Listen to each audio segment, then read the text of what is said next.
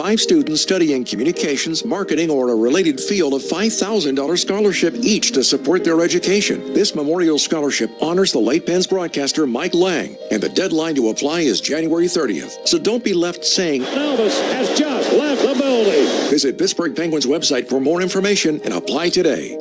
Just like defensemen have to protect the crease, you have to protect the paint of your car. Mr. Magic Car Wash is offering a free Paint Protect wash valued at $25 to all new customers. Visit MrMagicCarWash.com to redeem your free wash today. Hey, Pittsburgh fans, this is Phil Bork. In hockey, big goals cause big momentum shift. As we all know, our Penguins have scored a lot of big goals over the years. As a founding partner of the Penguins, PPG also likes big goals and is pursuing them off the ice to better the Pittsburgh community and the world. Through their Colorful Communities program, they team up with community partners to protect and beautify neighborhoods globally. Since 2015, they've completed over 500 projects, including one I had the chance to be a part of right here in Pittsburgh. We like big goals because when we score them, we all win. The scrape of blades, the clash of sticks. Hockey's more than a game. It's unrelenting, never give up moments that make you feel alive. And so you commit to the weekly ups and downs, the long road to the playoffs. You wear your heart on your sleeve and your jersey with pride. And when you're there for your team, the NHL shop is there for you.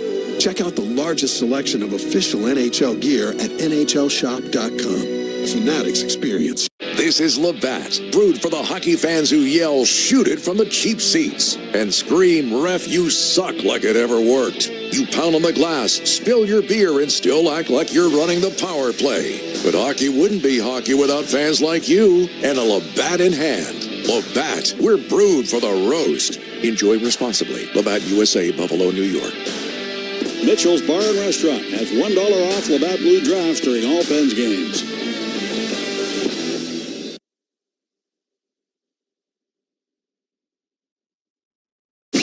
This segment of the UPMC Penguins pregame show is brought to you by Labatt and Labatt Blue Light, the official import beers of the Pittsburgh Penguins. Always enjoy responsibly. Let's welcome in Pierre Maguire, who remembers the night that Badger Bob Johnson went out and actually measured with a tape measure the length of the Boston Garden ice surface when the Penguins played them in the playoffs in 1991. And what did he find, Pierre? That the 50 feet between both blue lines in the Boston Garden were the same 50 feet that we had at the Civic Arena at the old Igloo in Pittsburgh. And he would say to the guys, same size neutral zone in Boston as it is in Pittsburgh. So let's not worry about the length of the arena, because that's where most of our offense was manufactured, through the neutral zone between the two blue lines, because we were faster than most teams, we were more skillful than most teams, and we could break down any neutral zone coverage because of that. So Badger was on to something. Just so everybody understands, it's 50 feet between the blue lines and 75 feet from the blue line to the end boards at both ends. That makes it 200 feet long. Yes, and the Garden was 191 feet long and 83 feet wide, which was obvious when you watched games there. That's a 9-foot difference, but they're talking about this rink in Milan being 3 feet in difference in length, and I'm not sure about the width, but I think it's going to be 85 wide. But they're making a big deal out of the 3 feet. That was 9 feet difference at Boston Garden. 100%, Paul, you're right. But this begs a bigger question, and this is shocking to me that more people haven't spoken about this. In 2010, which was the largest Winter Olympics gate in terms of financial remuneration that the IOC and the host committee, in this case Vancouver, ever had, $150 million was taken out of the arena in Vancouver because of hockey. $150 million. No NHL players got any of that money. No NHL owners got any of that money. Nobody around the media people got any of that money. That all went to the IOC and the host committee.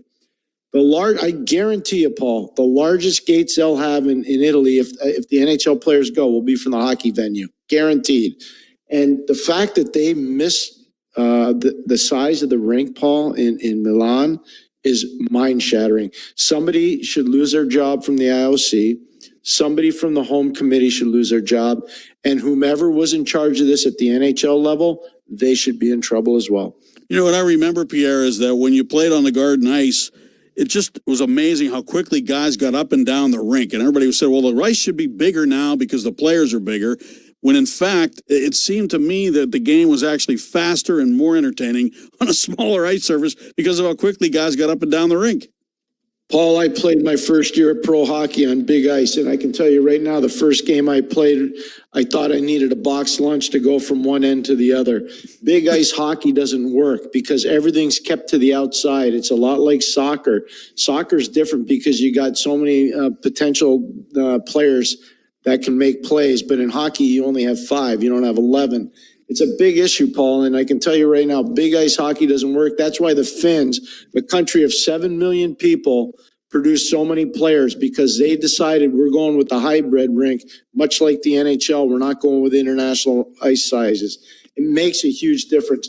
But I would tell you right now, it's really important that NHL players go to the Olympics. And this is one thing I'll leave you with. The NHL doesn't mess around. Remember 2004, 2005, Paul? Everybody thought there'd be no way they'd close the season down. What did they do? They closed the season down. Yes, they did. Pierre, thanks for all that information. Great stuff. We'll talk to you before the Dallas game on Sunday. I can't wait, Paul. Thanks a lot. Have a great weekend, everybody. By the way, the odd in Buffalo, 196 by 85. Boston Garden, 191 by 83. Chicago Stadium, 188 by 85. Detroit Olympia, 200 by 83. And the Civic Arena ice was bigger than any rink in the National Hockey League, 210 feet long at one point until they brought it back to regular size. We'll be back with more in a moment on the Penguins Radio Network presented by S&T Bank. Not every song makes it to the top. These did.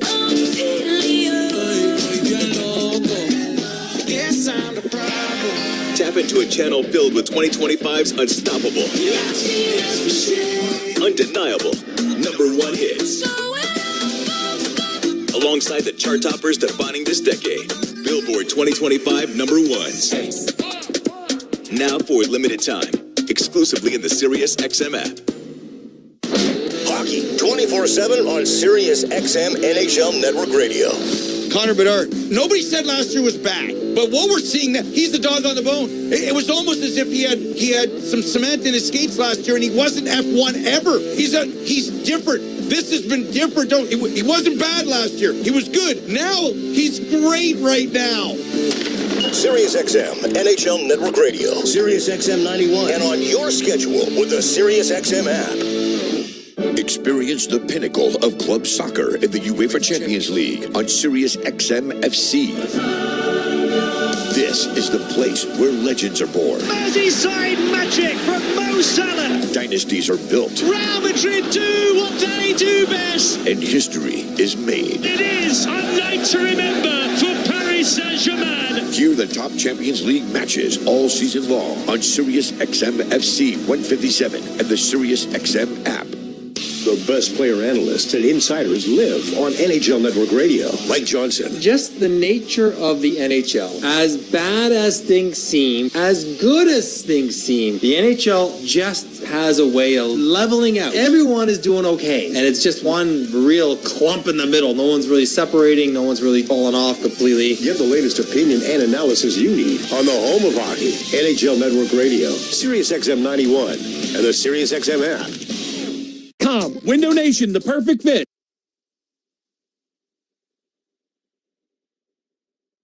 The Pittsburgh Penguins are brought to you by our founding partners, your neighborhood Ford store. Ford cars, trucks, and SUVs are the official vehicles of the Pittsburgh Penguins. Now it's time for Muse's Musings. Erik Karlsson's a -117 for his career. He's a +6 this season. He's playing good defense, says Dan Muse. Sometimes just, his teams are trying to come out of the zone, the way he's able to gap and surf and, kind of end plays there early on. And then just closing too, using his legs, just to take away time and space there in the defensive zone. I'm not looking at necessarily anything in the past. I'm looking at, like this year, he's been doing a great job there on both sides of the puck. That's Dan Muse, and the old 2-9er comes up next. He'll be talking to Boko Imama on the Penguins Radio Network, presented by S&T Bank. It's crunch time. The Shop and Save Tailgate Zone giveaway is happening right now until December 21st. Grab game day snacks that bring the energy and enter for your shot to win a free tailgate party valued up to $450. Just head in store, find the Tailgate Zone signs, and scan the QR code to enter online. One tailgate party is given away every week. Submit an entry each week to be eligible. Shop, save, enjoy life. No purchase necessary. Void where prohibited. See store for official rules. My dog Montague has always looked out for other people. So when he saw that our neighbor was hungry, we both jumped into action. We grabbed cans, friends, and a sled to get everyone the food they need. Eventually, the whole neighborhood joined in, donating food and money to help. Because it takes a neighborhood to feed a neighborhood. Visit unhungry.org to help feed yours. Because life. Highmark Blue Cross Blue Shield. Yingling Traditional Lager, a beer that, like true legends, stands the test of time. Brewed by the same family for nearly 200 years, it's a crisp amber lager with a bold, smooth flavor that's perfect for game day. Whether you're cheering from the stands or watching from your favorite bar, Yingling is the taste of tradition.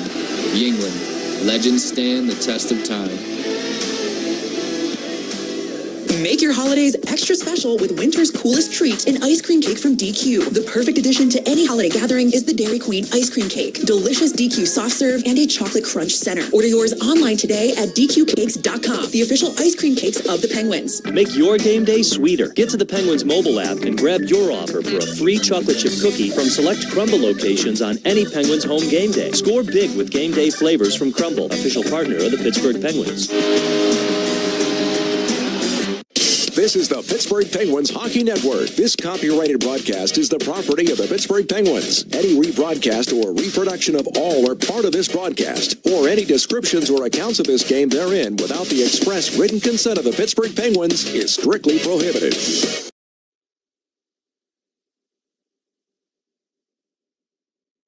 Welcome to the Old 2-Niner. Welcome to the Old 2-Niner. Welcome to the Old 2-Niner. Welcome to the Old 2-Niner. Welcome to the Old 2-Niner. Time for 2 minutes with the Old 2-Niner. Brought to you by your Pittsburgh area Lexus dealers. Experience amazing.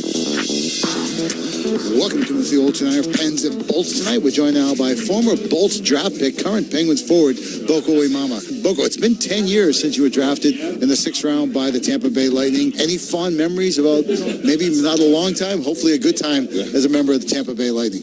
No, for sure, some great times. I remember the draft was in Florida at the Sunrise Arena at the time. And it was just amazing. I kind of had a feeling that Tampa Bay was going to pick me. I had great interviews with them. And, they just made my dream come true. I was out there with my parents, my whole family. And I remember just being such just a happy kid. I want to ask you about the line that you're on with Blake Lizotte and Connor Dewar.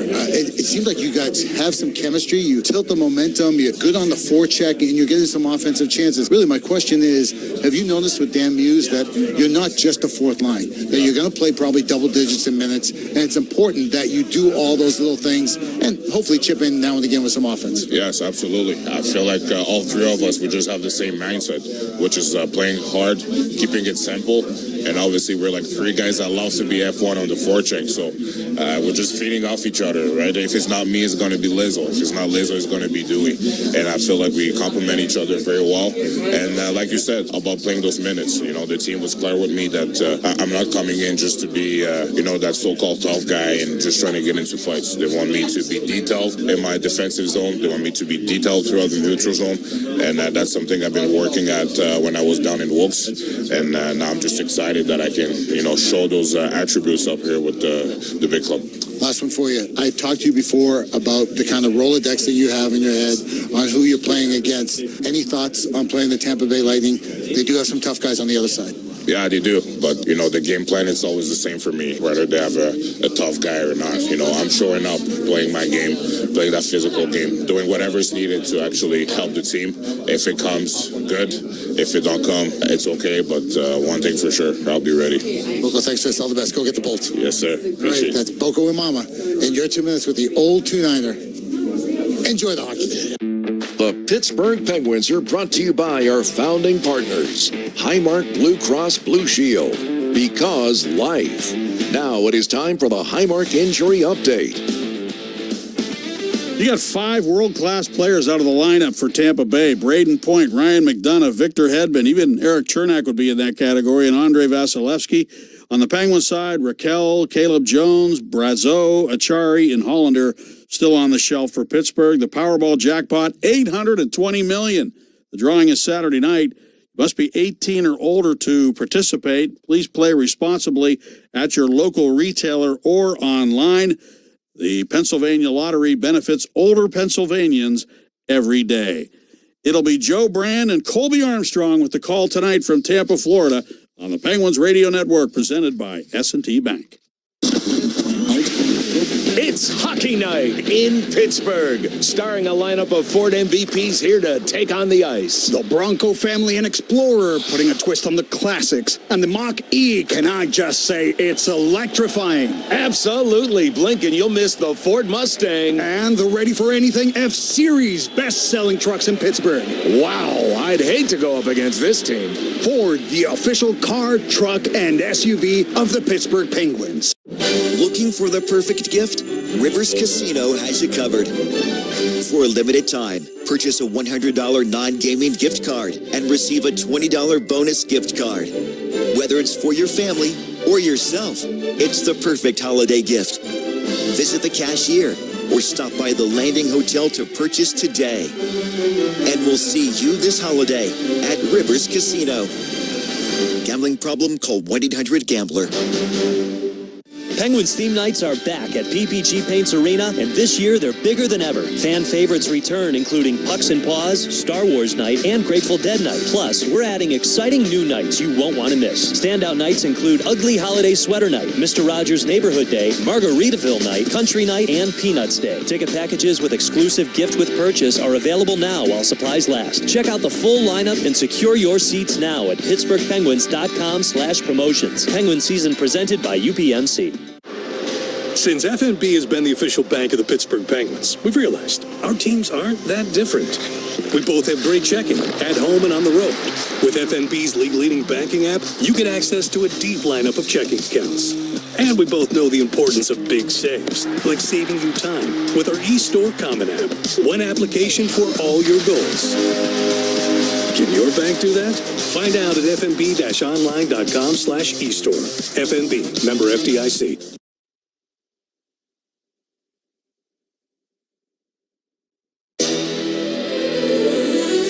It's a hockey night in Pittsburgh. Crosby centering past Malkin, trying to get a couple jabs in. He shoots and scores. Crosby backhanded pass, front score from Sidney Crosby. Oh, get in the fast lane, Kramer. The bingo game is ready to roll. The Pittsburgh Penguins Radio Network proudly presents Penguins Hockey. The Penguins Radio Network is presented by S&T Bank and brought to you in part by Number 1 Cochrane, go one better. By IC Light. By McDonald's, providing you the official burger of the Pittsburgh Penguins. By Get Go Cafe and Market. Get Go, where the Pens go. By Coca-Cola, founding partner of the Pittsburgh Penguins. By Clearview Federal Credit Union, helping people enjoy a better life. And by Indra Energy, an official Penguins Pledge champion partner. Penguins Hockey on the Radio begins now. The Penguins are back in the Sunshine State, and they're looking to follow one of their most impressive wins of the season with an even more impressive one as Sidney Crosby and the Pens take on their old buddy Jake Gensel and the Atlantic Division leading Tampa Bay Lightning. Welcome in, Penguins fans, and welcome to Benchmark International Arena here in Tampa, Florida, alongside the Arm Dog, Colby Armstrong. I'm Joe Brand. And Army, if we go back to last weekend, the Penguins had a very rough outing against the Toronto Maple Leafs. They followed up with a pretty much whole team victory over the Flyers in Philadelphia. Dan Muse made some moves, the team responded, and now heading into tonight's game, Muse says the Pens are eager to take on this challenge in the Tampa Bay Lightning. They're one of the hottest teams in the NHL right now. It would be a tall task for the Penguins, but a very validating one if they come away with the W. Yeah, the pregame show I discussed with Staggy about the state of the Tampa Bay Lightning. Maybe a little bit about the state of the Eastern Conference in general. One win in their first 7 games for Tampa. And weird how things have changed for them. Just 4 losses in their last 19 games played. They've been hot, and they've done it all the while with some injuries. On the Penguins side, I love the flow of the lineup last game. I love the way Dan Muse used every line. And, we heard 2 minutes with the old 2-9er in the pregame show there with Boko Omama, ex-draft pick of the Tampa Bay Lightning, who played just over 9 minutes last game as well on that fourth line. The third line was great. The kid line put together Rucker McGroarty with Kindle and Koivunen. I thought we see it spread out well. But just overall, Joe, a fantastic response in a beating from the Leafs that was, I think, tough for them. They made some adjustments. Dan Muse, once again, he hits all the right chords, and he puts together a lineup that has really looked good. And what can you say about the top 4 really for the Penguins on defense as well? The top 2 pairings. It's been really rock solid generally, but the team hasn't really found a massive dip. They've been able to rebound and get going, and that was a great response last game, and now a big test against this Tampa team who's lost last game, but feeling pretty good about the state of their team of late. Yeah, let's talk about that lineup put together by Dan Muse. It's brought to you by Clearview Federal Credit Union. And the same lines going for the Penguins tonight. Kevin Hayes with Sidney Crosby and Brian Rust. Tommy Novak with Evgeny Malkin and Anthony Mantha.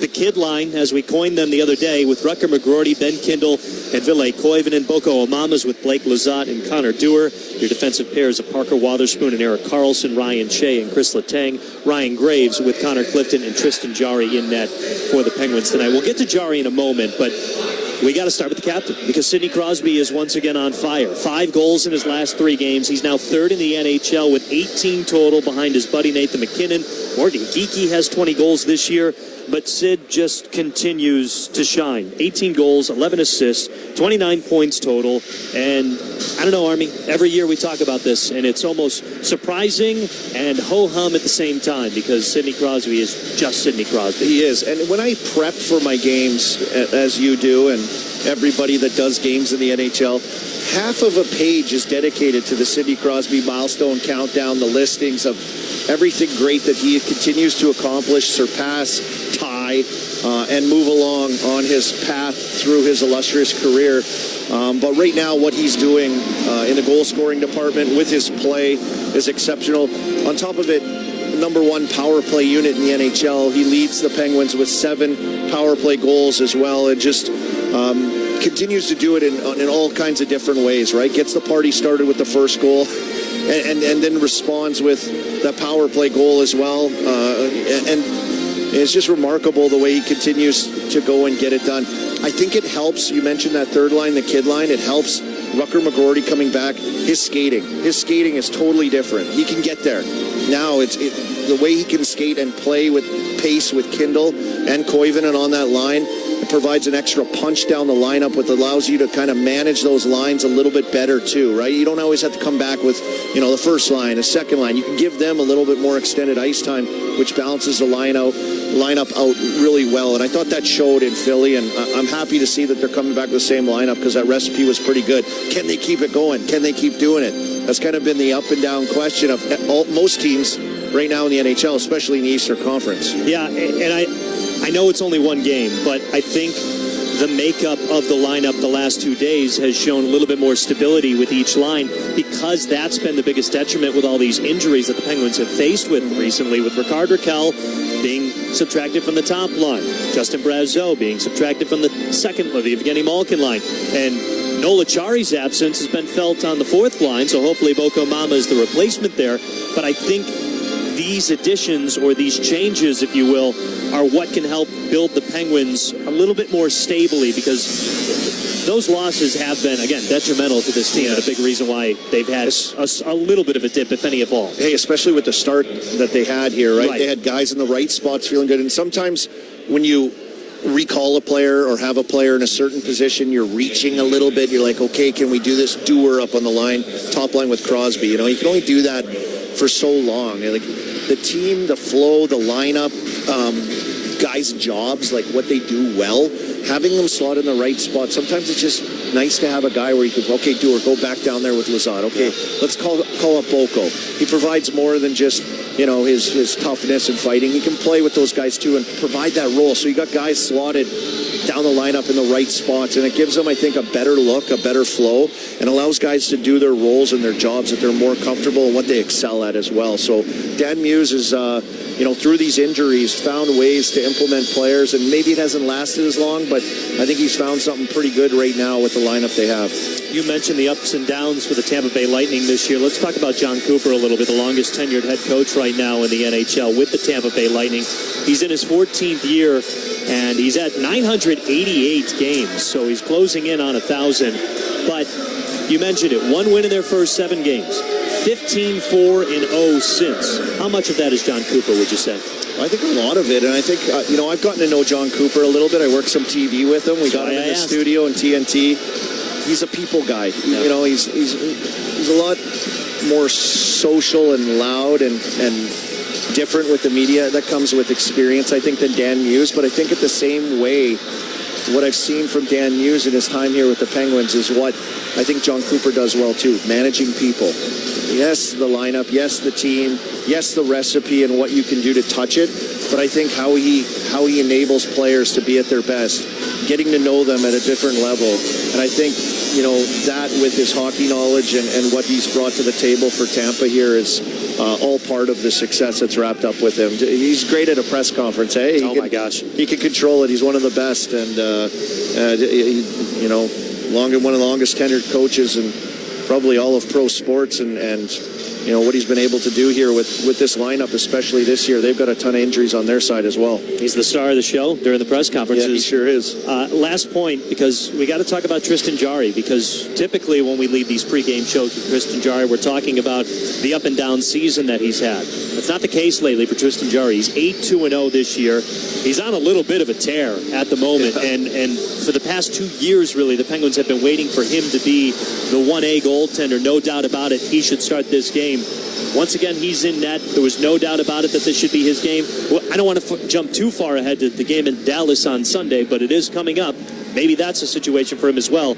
But Tristan Jarry seems to be as locked in as he has been in quite a while. Yeah, good for him, right? He'll be the first to admit that last year was brutal and last year was tough. And for him to come back this year with a different mindset and a different ability, and then had to deal with injury and come back as well. Since he's come back from injury, he's been absolutely on fire. He's won his last 3 starts, and he's been great through his moments in the game as well, and done more than give his team a chance to win, I think, in his starts also. So it was kind of funny, you see Shelov's, he's been pulled the last few starts that he's had. It's been tough for him. I forget who wrote it. I read an article on both of them talking about Shelov's and Tristan was relating back to last year and what he kind of went through and what he learned from that. And it was really interesting to see how he's kind of grown and taken that into this year and had that kind of, energy or attitude flip with his mind where it's just like, okay, lock it in. It's a different year, and it's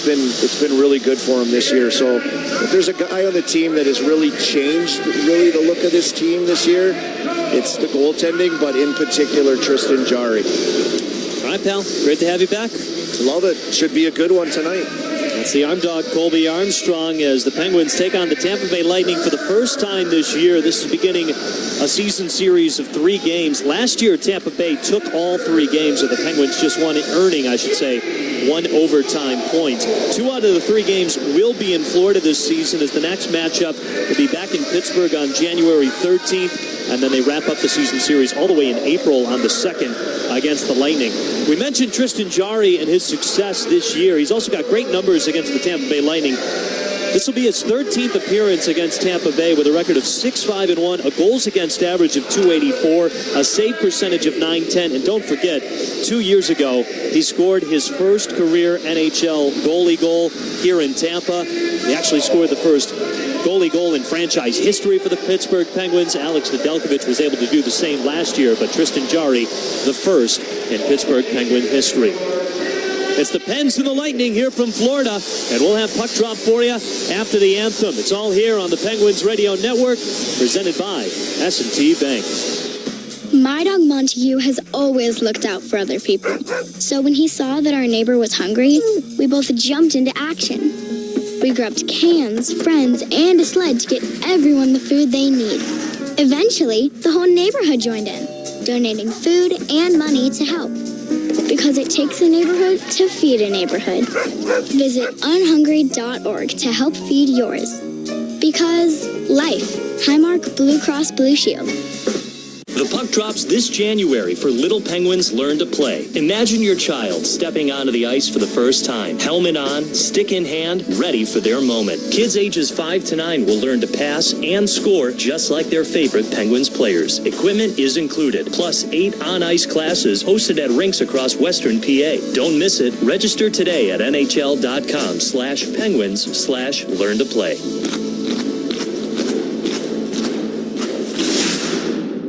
In Pittsburgh, champions aren't just born, they're built. And NSS Life has been part of that winning legacy for decades. We've stood with the city's champions on and off the field, building futures that are strong, secure, and built to last. NSS Life is proud to be part of Pittsburgh's past and your future. NSS Life, the official life insurance company of the Pittsburgh Penguins. NSS Life, where family matters. This is Labatt, brewed for the hockey fans who yell, shoot it from the cheap seats, and scream, ref, you suck, like it ever worked. You pound on the glass, spill your beer, and still act like you're running the power play. But hockey wouldn't be hockey without fans like you and a Labatt in hand. Labatt, we're brewed for the roast. Enjoy responsibly. Labatt USA, Buffalo, New York. Mitchell's Bar and Restaurant has $1 off Labatt Blue Drafts during all Pens games.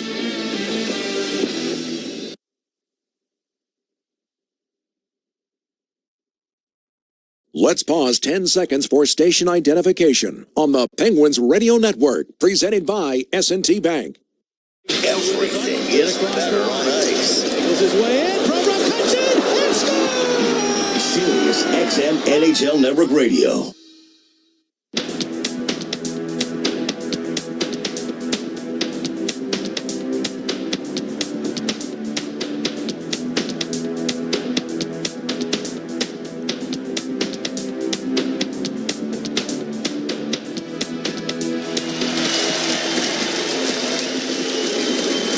America here at Benchmark International Arena, formerly known as Amalie Arena here in Tampa, Florida.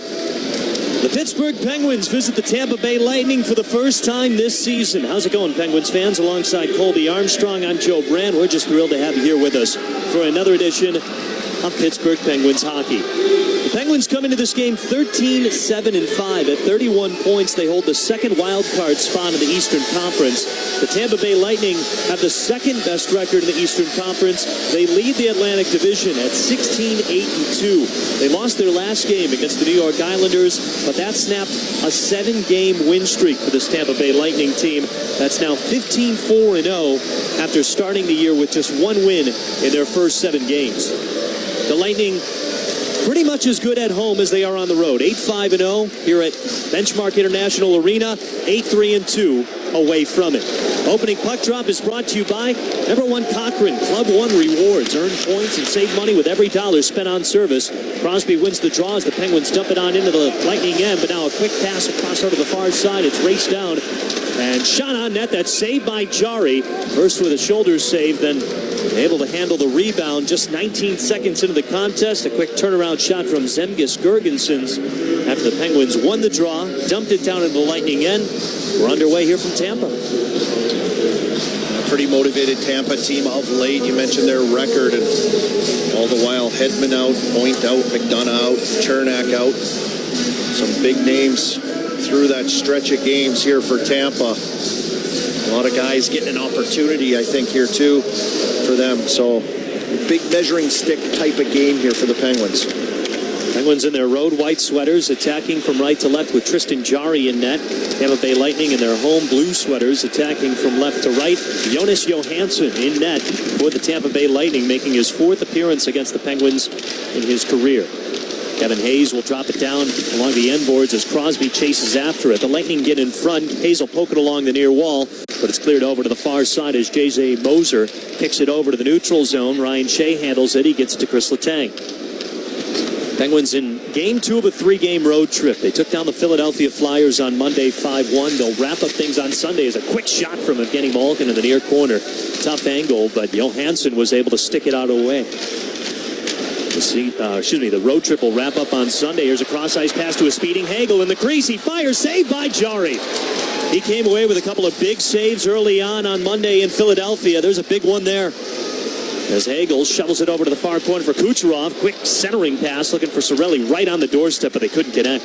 Well, so far early here, Tampa Bay is in transition, just flung the puck to the far side of the ice to speed, and that's what happened on that opportunity. They've done it twice. This time Hagel with a clear-cut breakaway down the left wing.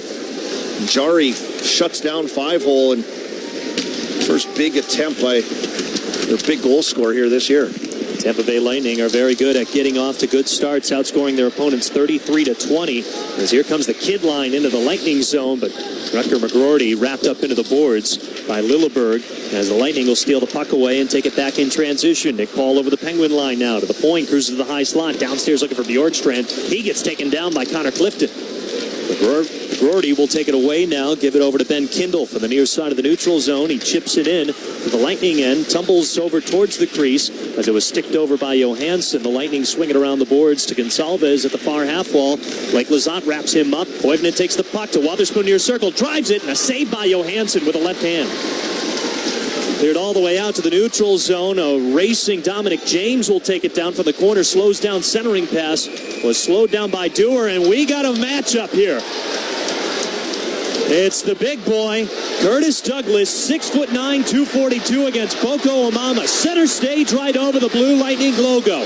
Amama wrapping up Douglas, gets a couple of right hands in, but McDouglas trying to get a couple of rights in as well. Two, they go back and forth. Douglas's helmet goes popping off. Amama with a right hook and another right hook. And Douglas whips on a right hook. Amama gets one back. Douglas with one. Amama with two. And down goes Douglas. Boko Amama sets the tone in Tampa. Not even 3 minutes into the game, we get a heavyweight matchup. Well, I give Boko Amama a ton of credit. And in our pregame show, 2 minutes with the old 2-9er. Thanks for fighting. He had Boko Amama. He says, if it comes, I'm ready. And if it doesn't, I'll play my game. And this one came early. It was away from the play. They decided they were going to go, shed the gloves. A big circling square off from both these guys. 29-year-old Boko Amama against 25-year-old 6'9" Douglas of Tampa Bay, and Boko just so much stronger, pulling him in, pushing him out, get him in the spin cycle, and just throwing hammers until he got him down. We were talking about Douglas's frame before the game. He's just a lot of arms and legs. He's not only arms and legs, but you're right, Army. With Amama kind of pulling him in, he was limiting his arm swing. Yep, smart fighter, Boko Amama.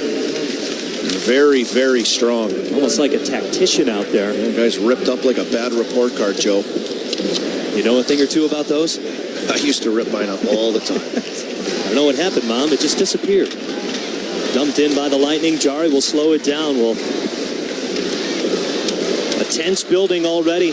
Just a little over 3 minutes in. Here's Crosby in the Lightning zone. Tough angle shot hit the side of the cage with a quick wrister. Loose puck over to the near corner. Hayes will fish it out, take it along the near wall, get it down to Rust. Had to go from skate to stick from the corner. He tried to feed Hayes. Stolen away by the Lightning, but not held on. Crosby below the goal line. Lost the puck as he was defended by Holmberg. As the Lightning will play it ahead to the far side. Out to the neutral zone it goes. Erik Karlsson takes it. Makes a U-turn, skates over the Lightning line. Tries to cruise into the far corner. He gets taken down by Desto. And now Malkin with a hard hit on Desto. Karlsson, all kinds of speed and attack. Speaking of speed, Cirelli swerves into the near corner, tried to set up Hagel on the doorstep, hit the side of the cage, near circle, Kucherov, big save by Jari. And now Mantha tried to clear the puck over to Karlsson, but it popped up in the air and a glove save by Jari to stop the action. 4 minutes into this game, we've got no score, but a lot of high, intense opportunities. A fight between Boko Amama and Curtis Douglas. And shots on goal in favor of the Lightning, 3-1. Tampa plays with a good pace to their game. They're a speedy, fast team, and one of their strengths is quick in transition, and then they've got guys that can sting you. Jari already with a massive save on Kucherov just now, and Hagel on a breakaway. Face off to the left of Jari. The Penguins swirl it around the end boards over to the far side. Now a race for the puck in the far corner. The Lightning end. Dewars hustling effort. Waves off icing. Here's Lazat below the goal line in the near corner. Loose puck to Malkin. Swept over to Shea. Now to Letang. Far point. Fires. Blocker save from Johansson. Kicked out to the near side. Hagel in full flight through the neutral zone over the Penguins line to Kucherov. Near circle. Centering pass. Cirelli fires. Big save by Jari out of his crease. And he's able to hang on to it despite getting a crashing effort from one of the Lightning players. It's still scoreless 4.5 minutes in. Another great example of that speedy transition game by the Tampa Bay Lightning. As a shot from Chris Letang was punched out to the top of the circles by Johansson, and that sent Tampa Bay off to the races. What a pass by Kucherov on that kind of 3-on-2 break for them to find the wide player coming down on his backhand, just flung it over to him, and Jari, another big save. Again, the Lightning lost their last game against the Tampa Bay Lightning on the road. That ended a 7-game point streak as Jari makes a shoulder save. A 7-game point streak for Nikita Kucherov. He had 3 goals, 13 assists during that stretch. It also ended a 5-game goal streak for Brandon Hagel. He had 8 goals in a 5-game span. That was against the Islanders. They got him. Stung the hottest team in the league at that time. The Lightning win the draw, but it rolls all the way out to the neutral zone. They have to reset. Max Crozier, rink-wide pass to Oliver Bjorkstrand. He dumps it into the Penguins' end. Parker Wotherspoon first to get to it in the near corner. He kicks it the other way. Penguins poke it out to the neutral zone. Ville Koivunen fishes after the puck, is only able to get it into the Lightning zone as Crozier takes a hard hit from McGroarty. Now here's Kindle cruising through the far circle. He gets wrapped up. This is a penalty on the Lightning.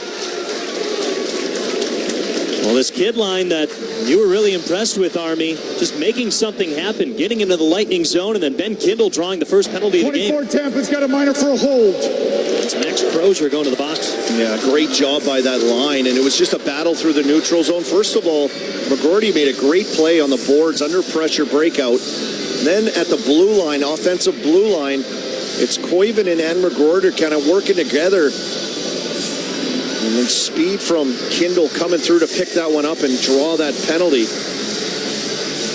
So 3 power play goals last game. The number 1 power play unit in the league against the number 1 penalty kill unit here. Already saw a heavyweight matchup in terms of a boxing match. Now a heavyweight matchup with special teams. Carlson, a shot pass trying to feed Rust. It got blocked. Now an outlet pass from Rust taken away by the Lightning. Here comes Hagel. Shorthanded opportunity, 2-on-1. Cirelli to his left. And a stolen pass from Erik Karlsson is pushed ahead to Crosby. Here come the Pens in transition. Over the Lightning line, near circle, drops it back. They're offside. 1:35 to go on the Penguins power play. No score, 5.5 minutes into this game. Oh boy, you got to be careful with this Tampa team. It was Cirelli and Hagel off to a 2-on-1. Just elite penalty killers. You can see why they're number 1 in the league with guys like that. And then Crosby was on his horse attacking that line. Kindle just a step offside. And a 3-on-2 brewing in transition back the other way. The Lightning with only 2 shorthanded goals this year. They had 13 last season. That was tied for the most in the NHL. Now a stretch pass ahead. Yanni Gordon, a toe save by Jari, but it's held on by Gergensen in the Penguins' end. Another shot and a pad save from Jari. Oh, Jari has made 5 lights-out saves here as we're just touching 6 minutes into this hockey game. One was broken up, a 2-on-1, Cirelli and Hagel, as we just mentioned as well.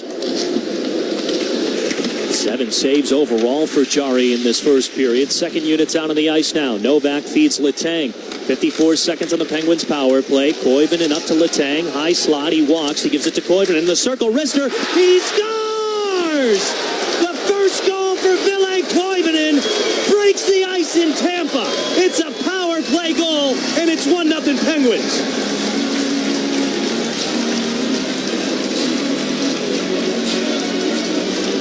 And just when you think it may never happen, Ville Koivunen in the second unit power play. Novak got one last game. Beautiful passing play and work, and Koivunen got it all started. Set up on that right flank to goaltender Johansson. He kind of just walked up, played catch up top. and then attacking down that flank with a little bit of traffic. And a penalty killer pushing out on him, just absolutely ripped it by Johansson for his first NHL goal. Welcome to the NHL moment for Ville Koivunen here on the power play.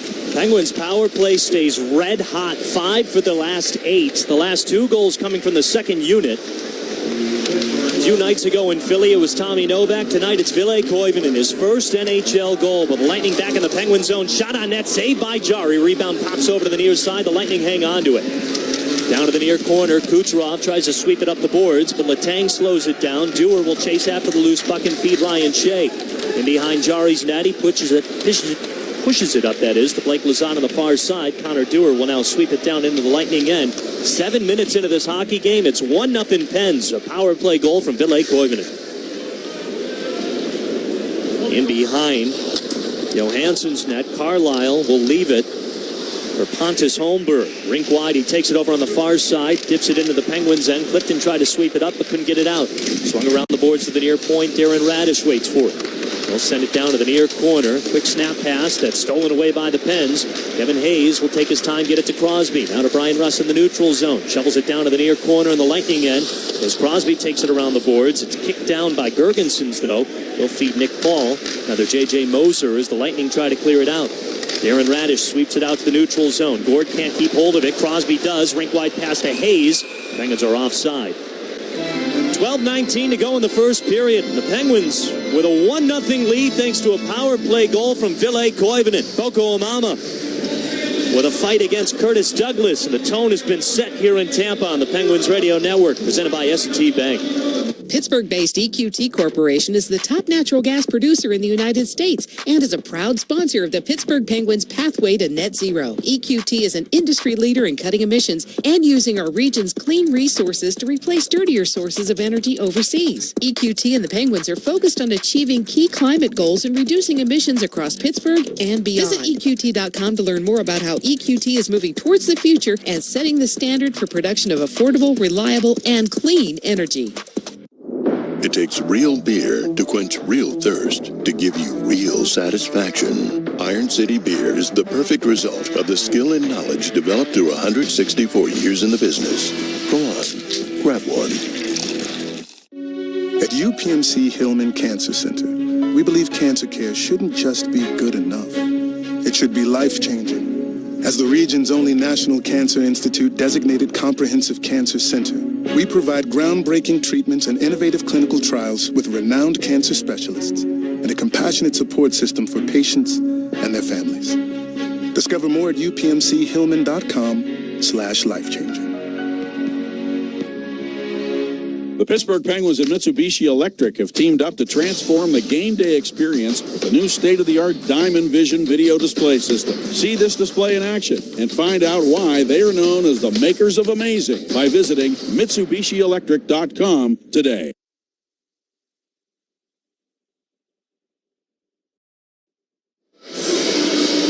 Well, with Tampa down the Penguins' throats, the Penguins needed a power play. They got it, and they capitalized. Ville Koivunen, with his first NHL goal, has the Pens ahead 1-0 with 12:19 to go in his first. And when America needs a power play, EQT delivers, fueling freedom, strengthening allies, and unleashing U.S. LNG from right here in Pittsburgh. Right here from the Built by 84 broadcast booth at Benchmark International Arena in Tampa, Florida. He's Colby Armstrong. I'm Joe Brand. Penguins with a 1-0 lead over the Lightning. And it hasn't been easy, Army. Tristan Jarry's come up big in this first period, and the Penguins definitely needed that power play to get on the board first. Icing call. Nagel doesn't like it. It looked like he was going to get there first. Graves in pursuit. Icing nonetheless. And for Ville Koivunen, that's just massive for him. And all the chances he's had, even in Philly last game, a couple as well. One he whiffed on. You got to think it was getting to him and getting in his head here in the 16th game of the season. He had 8 last year as well. This is his 24th game without a goal. Known more for his offensive prowess. To get his first NHL goal and his first power play goal. He started checking some boxes for Ville Koivunen. Got to be a good feeling. When he was feeling some momentum last game with that line put together of him, Kindle, and McGroarty. And they drew the penalty, and that's a good point. Really, Koivunen capitalizes. And again, Koivunen, the oldest guy on that line at 22 years old. The veteran. Under 12 to go in the first period. Penguins lead 1-0 here in Tampa. Erik Karlsson to Evgeny Malkin jumped off his stick. Here come the Lightning. Kucherov in the Penguin zone to Hagel. Gets stripped to the puck by Tommy Novak. Novak takes it the other way to the neutral zone. Hagel comes back looking for redemption. And he does kick the puck over to the near side. Keeps it away from Novak and now pitches it over to Kucherov. We'll take it near side of the neutral zone. Get around a hit from Anthony Mantha over the Penguins line. Slows down at the point. Went for a rink-wide pass. That got broken up. Out to the neutral zone as Carlisle will take it back. And the Lightning regroup. It's dumped into the Penguins zone near corner. Ryan Shea plays it off the board. Penguins lead 1-0 despite being outshot 8-3. Parker Wotherspoon swings it into the Lightning zone. It's slowed down by Johansson and behind his net. Pitches it up to the near side. Now it's taken by Ben Kindle. Here comes the kid line again. And down below the goal line, Bjorkstrand will take it away. The former Kraken sends it ahead to Nick Paul. He leaves it for a speeding Carlisle. Back to Paul over the Penguins line. His saucer pass swatted away by the Pens. Here they come. Kindle and McGroarty 2-on-1 in the Lightning zone. Kindle drags. Lost the puck in the crease. Koivunen's got it. He'll take it to the near circle, and he gets defended by Gensel. Cross-ice pass looking for McGroarty on the doorstep. Couldn't connect. Letang's got it. Shea at the point. Towards the net. Goes wide. Taken by Letang. And behind the net, centering pass looking for Kindle. Almost got it to go. And now the Lightning will take the puck back and bring it up to the neutral zone. Another good shift right there by the kid line. Are we going with the kid line? The kid line. I got nothing better as of right now. Lightning are back in the Penguin zone, but a pass that took a weird bounce gets cleared out towards center ice. J.J. Moser takes it away, though, for the Lightning. Up ahead over to the near side as it's pushed ahead by Ryan Shea into the Lightning end, far corner. Pontus Holmberg digs it deep as Radish waits for it on the near side in the Lightning end. Below the goal line, he'll work around Brian Russ, crank it along the far boards. A hustling Connor Clifton keeps the puck onside. Russ below the goal line on the far side. Went for a centering pass to Crosby. Got crunched into the boards by Holmberg. Crosby couldn't keep the puck away from Darren Radish. He brings it the other way for the Lightning. Holmberg over the Penguin line. Gives it to Yanni Gourde near point. The half boards. He'll sweep it down. Clifton with a hard check into Gourde. Or rather Holmberg, and keeps pushing him down to the ice. It's cleared out towards center ice now. Clifton just pancaked Holmberg against the boards and then gave him 3 more shots when he was down. Clifton is a beast out there. And he has a little nastiness to his game, and Holmberg found out. Second straight day in the lineup, paired with Ryan Graves. He was showing that physicality against the Philadelphia Flyers on Monday.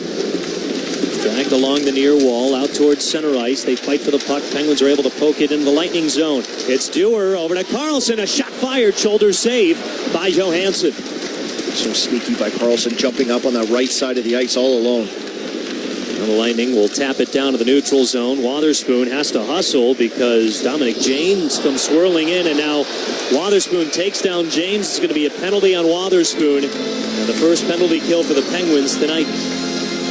They're saying he wrapped him up as James took 3 swirls at that puck trying to get position and came into Wotherspoon. It was the free hand that kind of got him. Color number 28. Tampa, they'll get a shot on their power play here.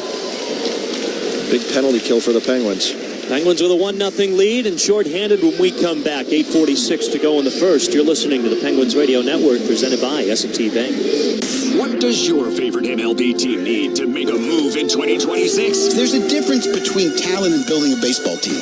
MLB Network Radio on Sirius XM has live coverage of baseball's winter meetings. Deals could pop at any moment. Hear interviews with decision makers and expert analysis of every move. This is a huge, huge deal. Comprehensive coverage of baseball's winter meetings begins Sunday at 4 Eastern on MLB Network Radio, Channel 89, and on the Sirius XM app. Under review. And stop making excuses for bad goaltending. And is it bad? Is it horrendous? If you don't win because you don't make a save or 2, yeah. The nature of it is the goaltender is responsible for 90% of the action. He's got to stop the puck. Why do we keep making apologies for goaltending? Stop it. Under review with Mick Kern. 11 a.m. Eastern on NHL Network Radio, Sirius XM 91, and the Sirius XM app. The biggest names in the game. Trying to get behind Ristolainen. Walks in. Put it between his legs. Shoots it. Score. NHL play-by-play on Sirius XM. Join me, Ward Stellick, and Scott Laughlin as we recap the night that was on NHL Morning Skate, weekday mornings at 7 a.m. Eastern on NHL Network Radio, Sirius XM 91. MLS, NWSL, the USL, and more covering the beautiful game here at home. American soccer lives on Sirius XM FC 157. Rush program today.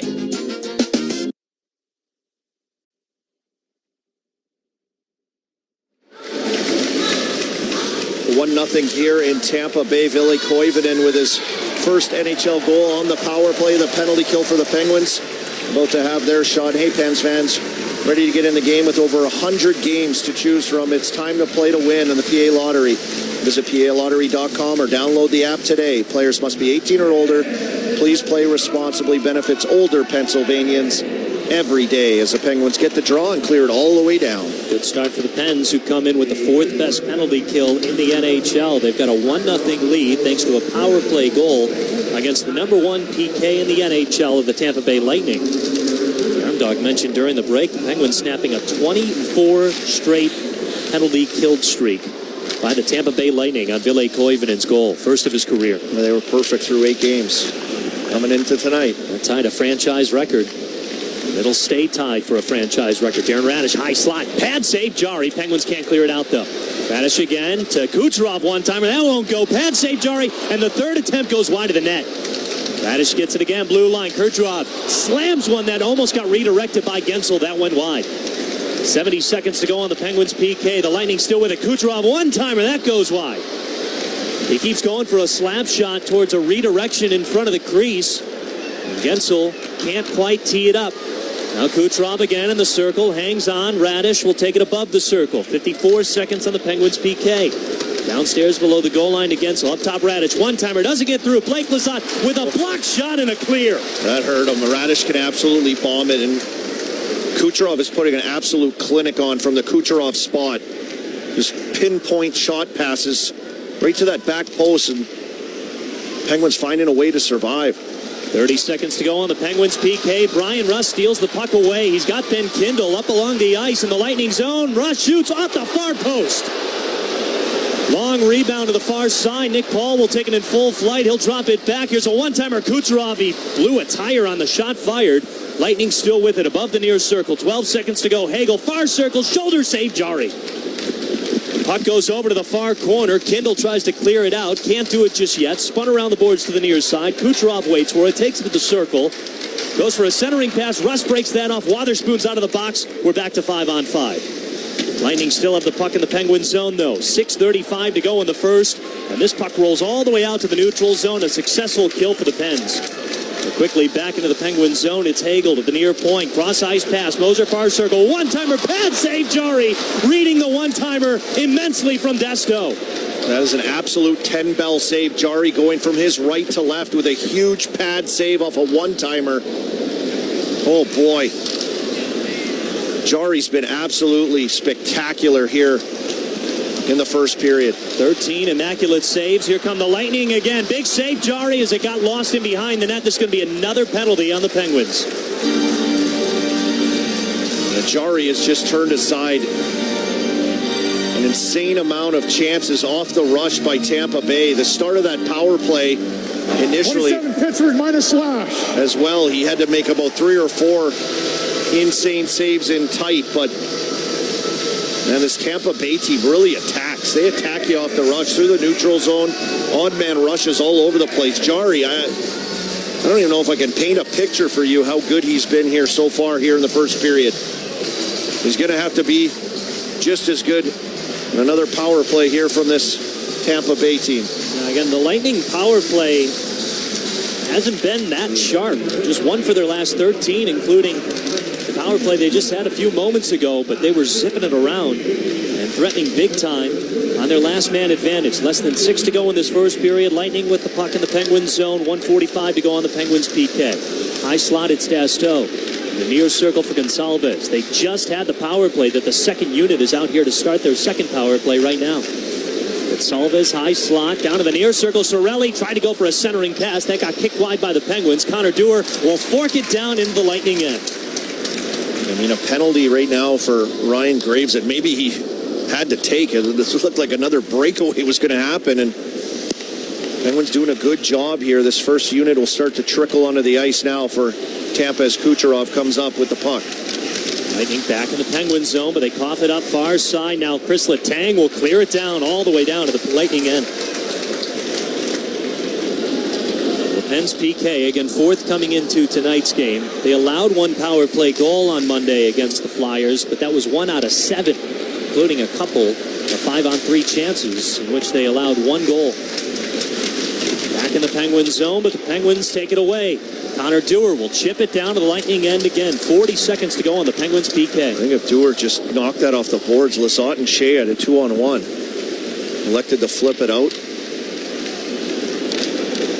Gensel into the Penguin zone as somebody lost their stick. It was Brian Rust. Now to the far circle. The Lightning have it. Drags with the puck up to the high slot. Kucherov near circle. Radish one-timer. Couldn't get it to go. Gensel tried to sweep it home, but a pad save from Jari. Cross-ice pass is stolen by Ben Kindle. He'll skate it up towards center ice. He's got Brian Rust to his left over the Lightning end. Fired. Saved by Johansson. And the second attempt just goes wide. He was getting pestered on his stick as he was just about to shoot that Bjorkstrand. I don't think he got all he wanted on that, but good burst of speed, forcing a partial 2-on-1 break as the Tampa Bay Lightning go offside. Trying to get in the zone. 2 seconds left now on this penalty kill. And the Connor Clifton defensive work up at the blue line prevents the Lightning from entering the Penguin zone. So another, 2 seconds left on the Penguins PK. They lead 1-0 with 4:04 to go in this first period. Graves standing up in the box. And the draw is fought for, still on their red dot. Graves is out of the box. We're back to 5-on-5. 2 successful kills for the Penguins in this first period, and 1 power play goal. Graves stops it at the near corner, tries to sweep it around the boards. Koivunen with a nice angle pass out to Rutger McGroarty. He'll dump it down to the Lightning end. Hustling Crosby, fires a shot, just goes wide, as Gord may have gotten a stick on it. Brilliant play by McGroarty to give it that cross-corner dump to Crosby. Speed just broken up. That's a hockey sense of McGroarty. Would have been offside had one of the Lightning players gotten to it first, but McGroarty knew that Crosby was going to get there first. As Jari will stick a puck over to the near corner. The Lightning trying to keep it alive in the Penguin zone. 3:20 to go in this first period. Penguins lead 1-0. Out to the near point. Moser settles it down to the high slot. Holmberg walks to the high slot. Now to the near circle for Yanni Gord. Drops it down to the corner. Defended by Clifton. Gets wrapped up into the boards. Gray sweeps it up along the near wall. McGroarty pitches it back down to the corner. Centering pass angled out by a good stick from Ville Koivunen. Some good sticks, some good battles down low. Clifton doesn't just ride you into the boards either. He punishes you, and he punished Yanni Gord down low on that play. 2:50 to go in this first period. Penguins lead 1-0 over the Lightning. Despite being outshot 12-5, so they've actually taken away a shot from the Tampa Bay Lightning. Moser sends it ahead to Kucherov. He's over the Penguins line, sweeps it rink wide. Shot coming, saved by Jari. He's got 13 again. And he'll freeze this one to send us to our final break of the first period. Penguins with a 1-0 lead. 2:34 to go in this first. You're listening to the Penguins Radio Network, presented by S&T Bank. Spotting the perfect fit is kind of your thing. So when it comes to finding a used car, start your search at FordBlueAdvantage.com and find the perfect certified pre-owned vehicle at your local Ford dealer. One that comes with serious perks, like a thorough inspection, a Ford-backed warranty, even a Carfax report. Because you know what they say, the best finds are the ones that feel made for you. Ford Blue Advantage, used car buying that's built for you. Available at participating dealers only. See your dealer for details and limitations. Hey, Pittsburgh fans, this is Phil Bourque. In hockey, big goals cause big momentum shifts. As we all know, our Penguins have scored a lot of big goals. As a founding partner of the Penguins, PPG also likes big goals and is pursuing them off the ice to better the Pittsburgh community and the world. Together with the Penguins, PPG increases access to free STEM education through the annual Science at Play and Sticks and STEM events at PPG Paints Arena. We like big goals because when we score them, we all win. The scrape of blades, the clash of sticks. Hockey's more than a game. It's unrelenting, never give up moments that make you feel alive. And so you commit to the weekly ups and downs, the long road to the playoffs. You wear your heart on your sleeve and your jersey with pride. And when you're there for your team, the NHL shop is there for you. Check out the largest selection of official NHL gear at NHLshop.com. Fanatics experience. A 1-0 lead for the Penguins over the Tampa Bay Lightning. 2:34 to go in this first period. But it has been a ruthless first period and a labored lead for the Pens. They're being outshot 13-5, which means 13 saves for Tristan Jarry. The Penguins with 2 successful penalty kills and 1 power play goal. Ville Koivunen. When you say Tristan Jarry's locked in, he is absolutely dialed. Yeah, that's putting it lightly. 13 shots, probably 8 of them should have been or could have been goals. He's been out of his mind here in this first period to hang on to this 1-0 lead. There's Kucherov with a one-timer. Back skating in the near circle. Went well wide. Lightning still with it in the Penguins' end. Kucherov's got it in the corner. Takes it to the near wall. Defended by Ryan Shea. Gets around him, but loses the puck in the near boards as Tommy Novak kicks it out to the neutral zone. It's taken back by the Lightning's Destel. Kucherov is just so good on that right side of the ice in the offensive zone. Off the boards. Dishing the puck. Making things happen. He's so dangerous. It was incredible to see him teeing up his one-timers, trying to connect with Gensel right in front of Tristan Jarry. They almost did. As here's Kucherov in the slot. Glove save, Jarry. Where's the puck? It's to the side of his head. He's using his glove. Did he catch it with his head in his glove? Did he pin it? It looked like the puck was jumbling in his glove, and then, he had his glove wrapped around his mask. I'm wondering if it kind of knocked his glove off a little bit, and out of desperation, trying to get a look at this replay. It was right by his ear, and that's a tactic. I mean, guys put it there because it's hard for a goalie to get his hand up there by his ear because of the pads. He almost handcuffed the goalie, they call it. And just a shot dropped to him at the top of the circles, just to the left of Tristan Jarry, and he just flung it through. And Jarry did everything he could. It just was spectacular. Just put another one on the list of this first period saves. Save number 15 for number 35. 1:45 to go in this first. Penguins lead 1-0. As Ross takes it out to Hayes. To Crosby in the slot. Backhand shot just wide. Up to the near point. Wotherspoon keeps it alive. Rink wide pass to Carlson. He snaps one. Blocker save. Loose puck. And Johansson somehow spots it right away, and he'll freeze it, stamping his glove on top of the ice. Yeah, he had to. Rustin Crosby in and around the net. Looking for any loose change laying around. He made a blocker save through traffic and then pounced on that rebound. Did Johansson. Crosby just attacking through off the wall. When this line's clicking, Rustin Crosby in particular with Hayes out there, but those two in particular, those 10-foot quick, crisp passes coming out of corners off the wall. And that time Crosby with a laser beam backhander just missing.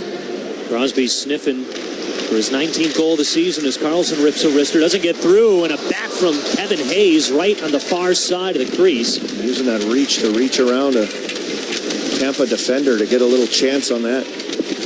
Crosby kicks after the puck in the near corner. He's got his stick elevated above him as he's wrapped up by J.J. Moser. And Crosby with a couple of hard hits on Moser below. Now Carlson looking to come away with the puck. He gets taken down by Yanni Gord. Beats the puck in the near corner. Crosby and Moser battle again in behind the net. The puck rolls over to the near corner in the final minute of this opening period. Sid came over and gave Moser a couple cross checks. Now he's upset. Moser was hanging on to him. Crosby fed him about 5 cross checks. Got away with it. Moser went back at him, and then Crosby's stick breaks, and Wes McCauley had to put his hand in the air when your stick breaks like that. The battle from those two. Crosby not happy. It's a delayed penalty on the Pens. They have yet to touch the puck, though, as Hagel from the neutral zone gets it over to Dastow. He's over the Penguins line. 6-on-5 for the Lightning right now as McGroarty finally touches the puck. And with 23.1 seconds to go. Minor for a cross check. Wes McCauley wastes no time to initiate the call. Crosby's going to the box. At least Crosby made it count. The one that he got called on his stick wore out from the other cross checks prior to that. He made it count. He was sunk a few into the back of Mosier, into the ribs. Mosier came back at him with a couple. And that battle continued back into the battle in the corner as Hayes kind of came in there as well. And oh boy, he really leaned into that last one. He gets a new piece of lumber. Throwing his stick down in disgust. He had 2 pieces in his hands. The Penguins back on the kill, third time in this period. 19 seconds left on it as Connor Dewar gets in the way of a Kucherov pass. Goes out to the neutral zone, 13 seconds left in the period. And another broken pass by Wotherspoon kicks it out towards center ice again. 5 seconds to go in the period. Stretch pass up looking for Gensel from the near circle. He feeds it towards the crease. That's swept out by Connor Dewar. And that'll do it for the opening 20 minutes. And the Penguins get 15 saves from Tristan Jarry. They get a power play goal from Ville Koivunen. They get a big fight from Boko Amama against Curtis Douglas. And they've got a 1-0 lead through the first 20 minutes, but will be shorthanded for the first minute and 37 seconds to begin the second. It was a monster period. You could see Tampa Bay's speed. The Penguins are going to have to make some adjustments off the rush defensively, picking up guys. They've got guys sprung weak side of the ice. But a big congratulations to Ville Koivunen. The first goal tonight, the only goal on the scoreboard, and his first NHL goal. One he'll never forget. We won't either. Penguins lead 1-0 over the Lightning. Brian Metzer has the first intermission report for us. He'll have it for you right after this on the Penguins Radio Network, presented by S&T Bank. What is life-changing medicine? Is it returning to the playing field or your favorite hiking path after an injury? Or running with your grandkids after a joint replacement? At UPMC, life-changing medicine is all those things. Through innovative research, rehabilitation, and advanced surgical procedures, our experts get you back to what you love doing. UPMC, changing healthcare, changing lives. Life-changing medicine.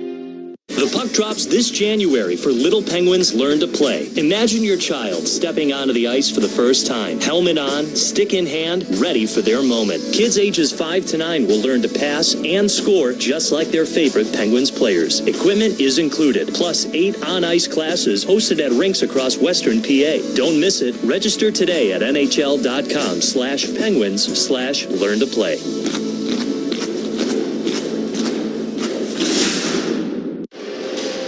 Ever dreamed about signing with the Penguins?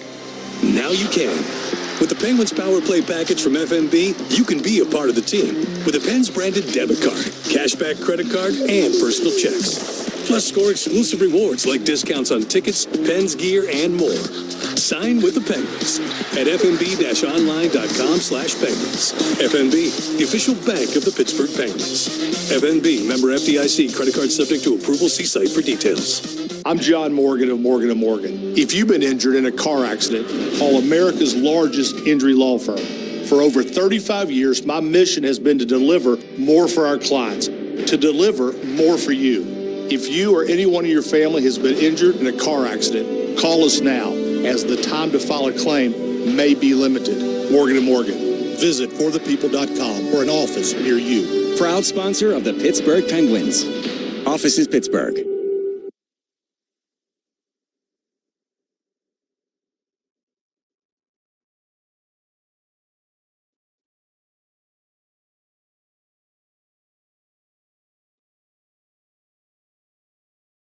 This is the Penguins Live Intermission Report. The Penguins faced a ton of shots and were on their heels at times during that period of play. However, they hold a 1-0 lead over the Tampa Bay Lightning at Benchmark International Arena in Tampa. Brian Metzer here with you, and the lone goal comes off the stick of somebody who has been starved for one. None other than Ville Koivunen finally getting his first in the league from Chris Letang and Tommy Novak. It came at 6:12. Penguins on the power play with Crozier in the box for holding for the Lightning, and he was absolutely sky high after scoring the goal. It was a great thing. If you haven't seen it, we have the replay floating around online, so check that out. But a great goal from him, and that gave the Penguins a 1-0 lead. And it's a good thing because they were outshot in the period 15-8. Tristan Jarry stood on his head, made a number of very quality saves. You heard Colby Armstrong talking about the fact that they probably should have had 8 goals based on the quality of those shots. It may have even been more than that, but Jarry up to the task, stopped all 15 that he faced, and the Penguins have that 1-0 lead moving into the second. The big moment early in the game, 2:36 in, Boko and Douglas of the Lightning go mano-a-mano at center ice, the gloves drop, and Boko with the big win and a big fight. He was trying to get it going against the Flyers the other night. None of them wanted anything to do with him. Well, Curtis Douglas answers, and Boko gets a big win for his team. That fired everybody up. Penguins had to kill off a number of penalties in the period. Wotherspoon went for holding at 11:14. Ryan Graves for slashing at 13:58. And then they will have a wraparound to kill off in the second period because Sidney Crosby goes to the box for cross-checking at 19:36. Again, shots on goal 15-8 in favor of the Lightning. When we come back, it is a conversation with Dan Kingerski from Pittsburgh Hockey Now. He joins us next on the Penguins Radio Network, presented by S&T Bank. This Pittsburgh Penguins moment is brought to you by the officers, members, and families of Local Union Number 5 of the International Brotherhood of Electrical Workers. Our members have lived and worked in the region since 1897, providing all of the electrical and telecommunications needs of commercial, industrial, and residential customers. We offer a state-of-the-art training center that is second to none and internationally recognized. Local Union Number 5, the IBW, will be here to stand by you for all of your electrical installation needs today and well into the future. Our members show their hometown pride supporting the Pittsburgh Penguins. Here they come over the neutral zone to Rust. He shoots, he scores!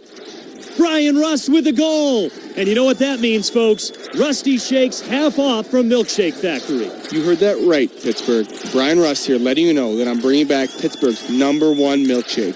Rusty's Shake is a rich chocolate shake with oven-baked brownies, crushed cookies and cream, and hot fudge topped with whipped cream and a chocolate 17. When you hear this, come down to the Milkshake Factory for half-off shakes. Hey, Pens fans, Colby Armstrong here. As the official security partner of the Pittsburgh Penguins, the local team here at Vector Security is committed to protecting homes and businesses throughout southwestern PA. They are headquartered here. Their families eat, shop, and go to school and church in our communities. So they have a vested interest in keeping the homes and businesses of our neighbors safe and secure. Visit vectorsecurity.com/pens for a free security assessment that will address your unique needs. That's vectorsecurity.com/pens. So, who's up for dessert? Ah, tempting, but I should check my balance first. Don't worry, I got it. No, all good. Dessert's on me. Ever hesitate before making a purchase? What if you could always know? You can with S&T's mobile banking. Check your balance, pay friends on the spot, track your spending anytime, anywhere, all from your phone. Visit stbank.com to learn more and download our mobile app today. S&T Bank, member FDIC.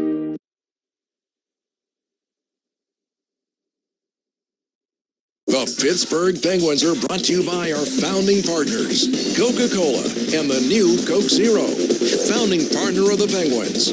Now, back to the Penguins Live Intermission Report with Brian Metzer. And welcome back into our first intermission report where we are trying to make contact with Dan Kingerski. But in the meantime, let's look at some of the numbers from that first period of play. I mentioned that the Lightning significantly outshot the Penguins 15-8 in the period. What was interesting about that, though, is early on, I mean, the Penguins, as I said, were under siege. Nikita Kucherov had a great sequence between 3:56 and 3:59 where he had two really outstanding chances. Jari was able to stop both of those. We also saw a number of other Lightning players, namely Brandon Hagel, who is having an outstanding season for them. After a bit of a slow start, he's been red hot in the last 15, 16 or so games. Well, he was getting a couple really quality looks at Jari, 2 shots to be exact. He did get 3 giveaways in the game, though, that played into the Penguins getting on the attack themselves. But overall, the Lightning, as I said, really lighten it up against the Penguins. 4 of their 15 shots off the stick of Nikita Kucherov. Hagel with those 2. And then they have 5, 8, 9 other players that had at least 1 shot on goal.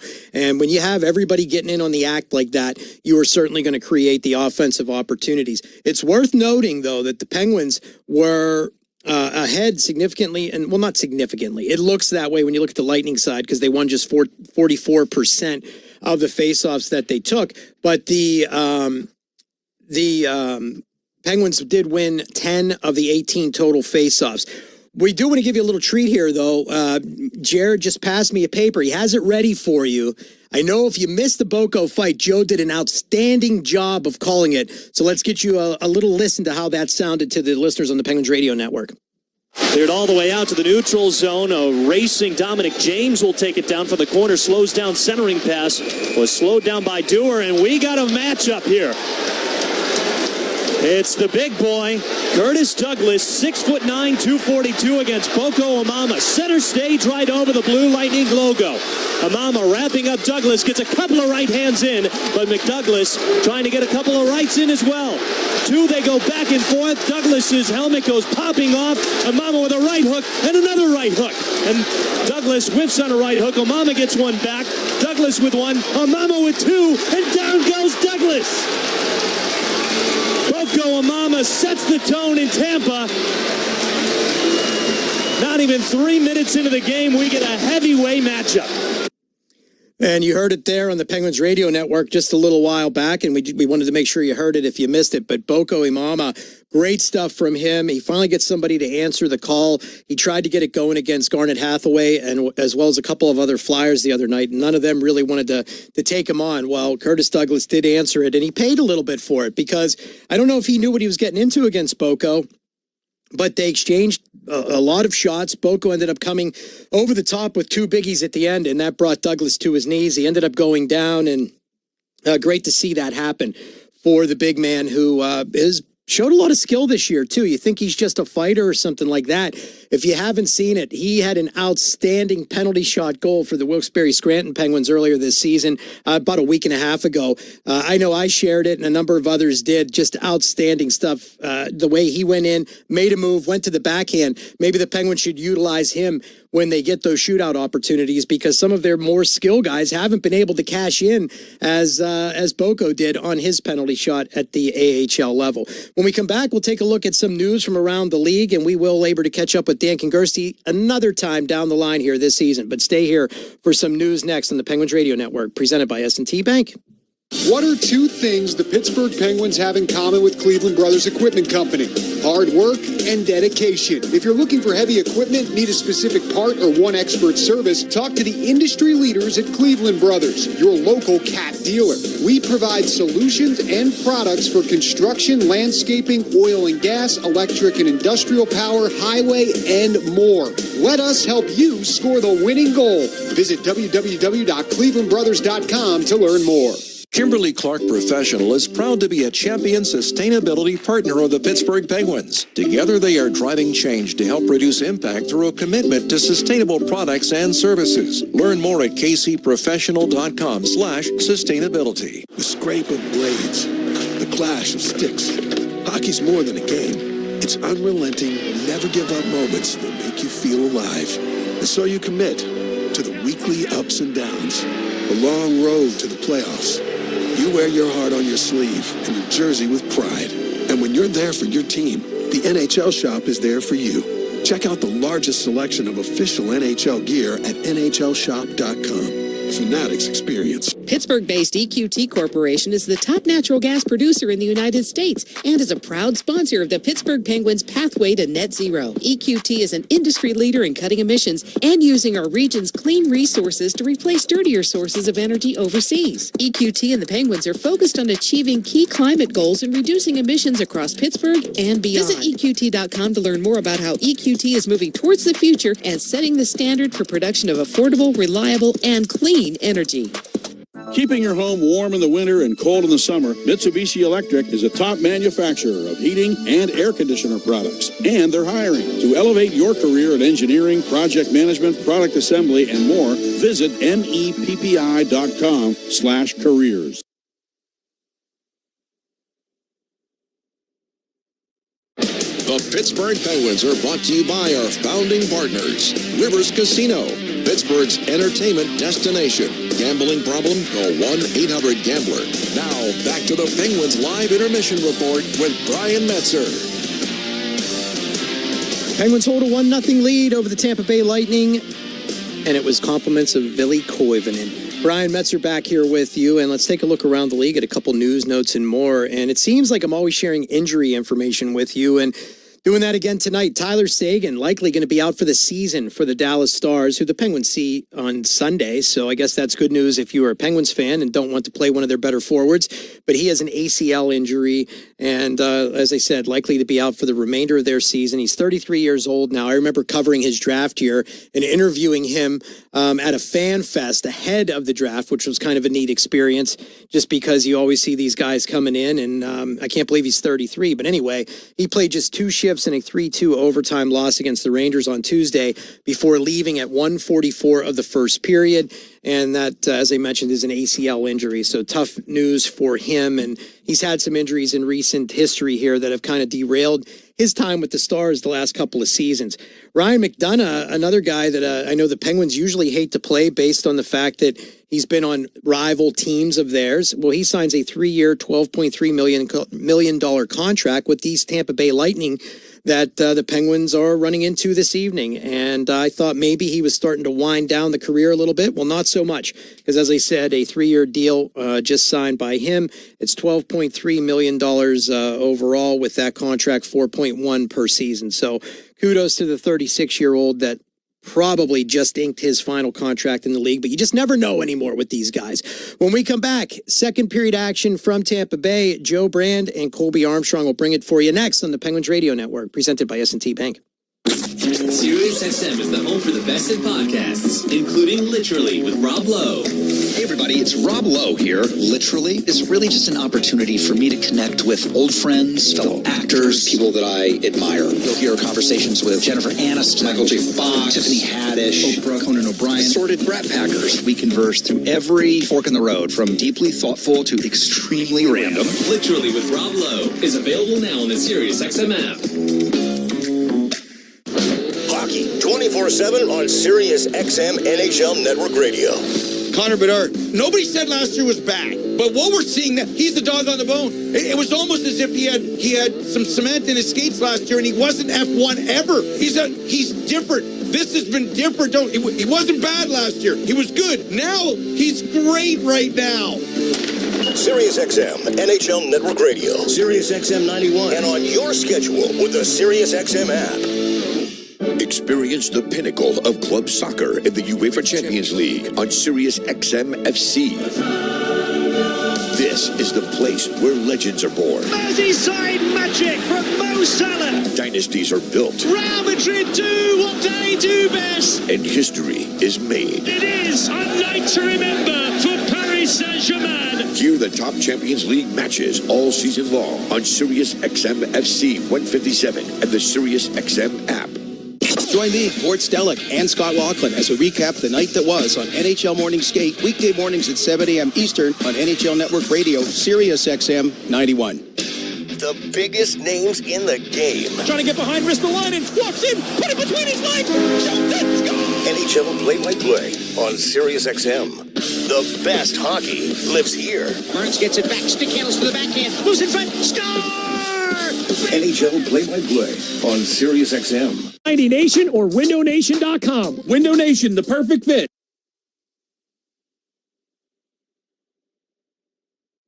Let's pause 10 seconds for station identification on the Penguins Radio Network, presented by S&T Bank. Here's the tang. 24/7 goal. He missed the target. Sirius Draisaitl back the other way for the winners. Draisaitl scores!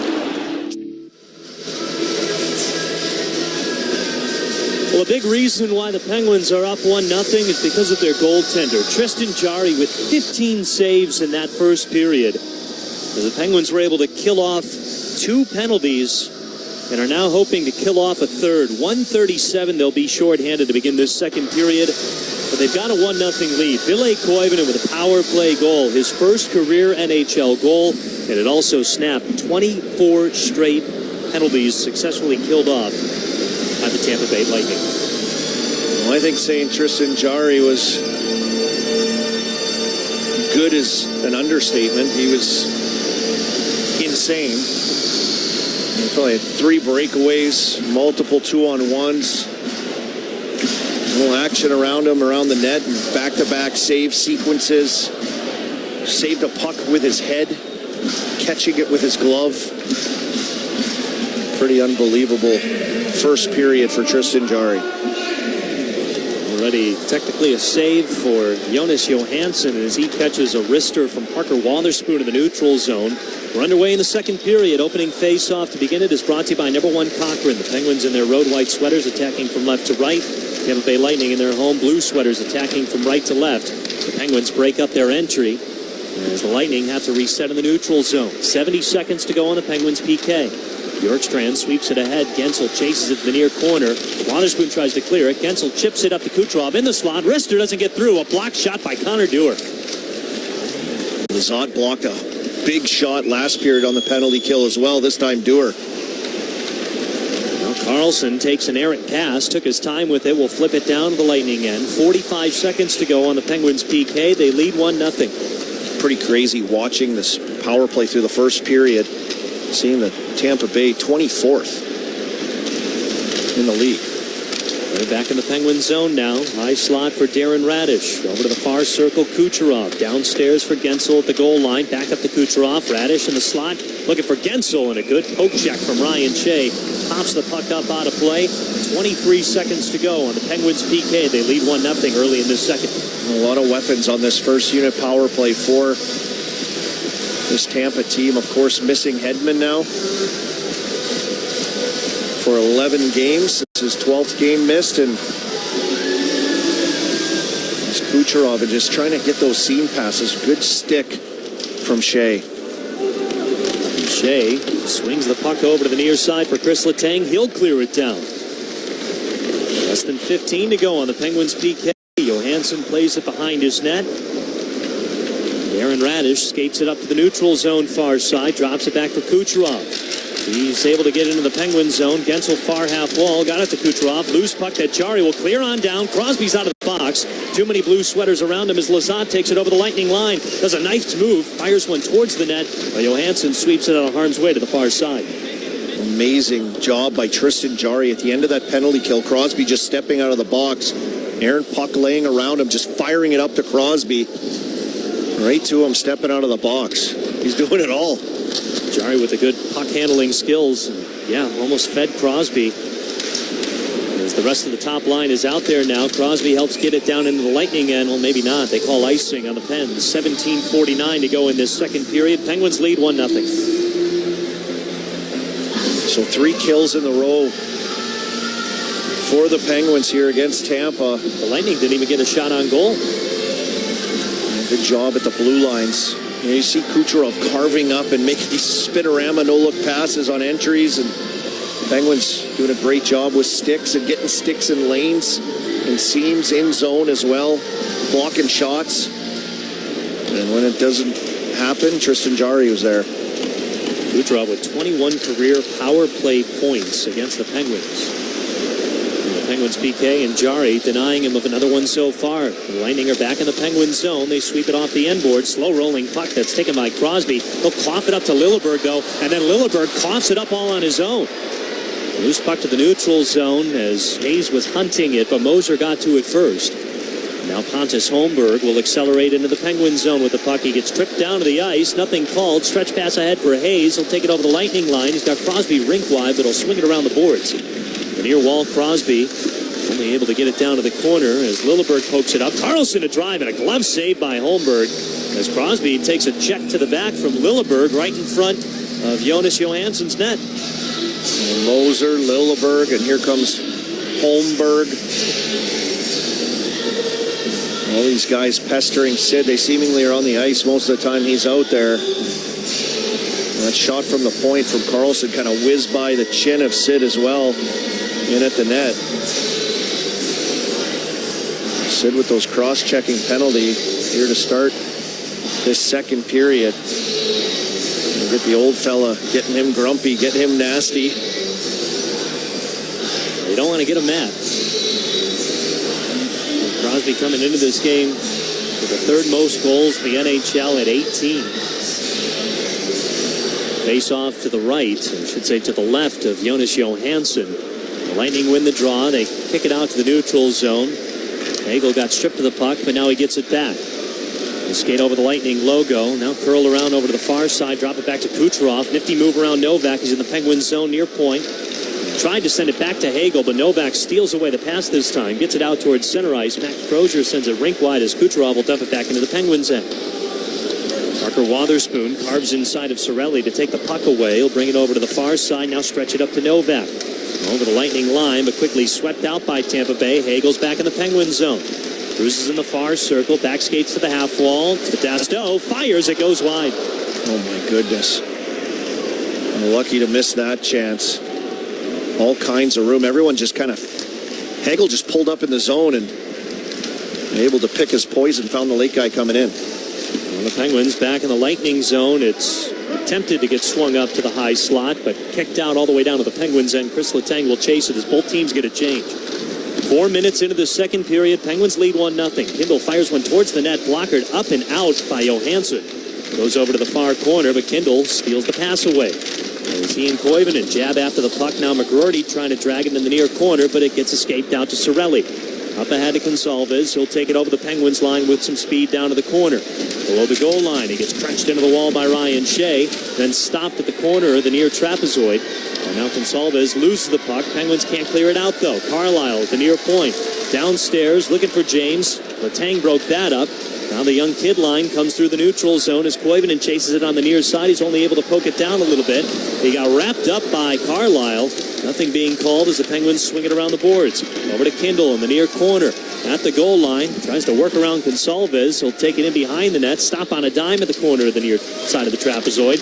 Left for McGroarty. Shovels it up to Shea. Shea unable to cleanly get a one-timer. Here come the Lightning. Could have numbers. Over the Penguins line in the far circle. Centering pass. James couldn't connect from Gensel. Pass goes off the backside of the cage. Gensel tried to dig one, a centering pass. That didn't get through cleanly. And now Ben Kindle will waft it on down to the Lightning end near corner. Both teams get a change again. Some good work by the Kindle line in the offensive zone. Kind of spinning off guys on the wall. Looking nice. Ryan Shea whiffs on that one-timer attempt and away. This Tampa team's fast. They're back in the Penguins zone as Bjorkstrand rips a wrister wide. Clifton may have gotten a piece of it. 5.5 minutes gone in the second period. The Lightning with a lot of momentum, but no shots on goal yet. The lead in shots on goal overall, 15-11, but the Penguins up 1-0. Here's Douglas in the Penguins zone. Near circle, ripped the shot. Clifton broke off that one. Bjorkstrand to the far corner. Up ahead to Nick Paul at the far half boards. Down to a knee goes Ryan Shea trying to protect the puck, but Paul digs it out. Only got it to Amama.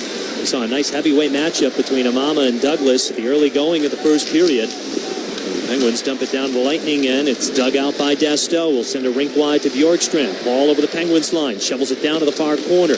Douglas plays it off the boards. Not sandwiched around a couple of pens. Paul can't handle the puck. At the far corner it's fought for as Holmberg's got it. The half ball, he feeds Radish. Over to Mosier. Near circle. Drives in. Centering pass. Couldn't connect. Sweeping shot. Pad save Jari. Out towards the far circle. Kevin Hayes will carry it out towards center ice. Trying to get it ahead to Russ, but it's taken back once again by the Lightning. They are relentless. Pontus Holmberg cruises in behind his own net. Takes it over to the far side. Yanni Gord gets his pass stolen away by Carlson. He's over the Lightning line. Near circle. Half ball feeds Kevin Hayes. Almost touched it right on net, but it was stopped by Johansson. Cleared out towards center ice. Pretty good play by Carlson to pick that pass off, and then it's a little touch play right at the top of the crease for Hayes. We saw those two connect on a goal like that at home not too long ago. As Carlson's got it near circle to the far circle. Wotherspoon, he fires, and just a piece of it got Johansson. Kick it upstairs. From behind the net, Novak takes it up to the corner, to the point for Carlson. Walks the blue line, wrists one, glove saved by Johansson.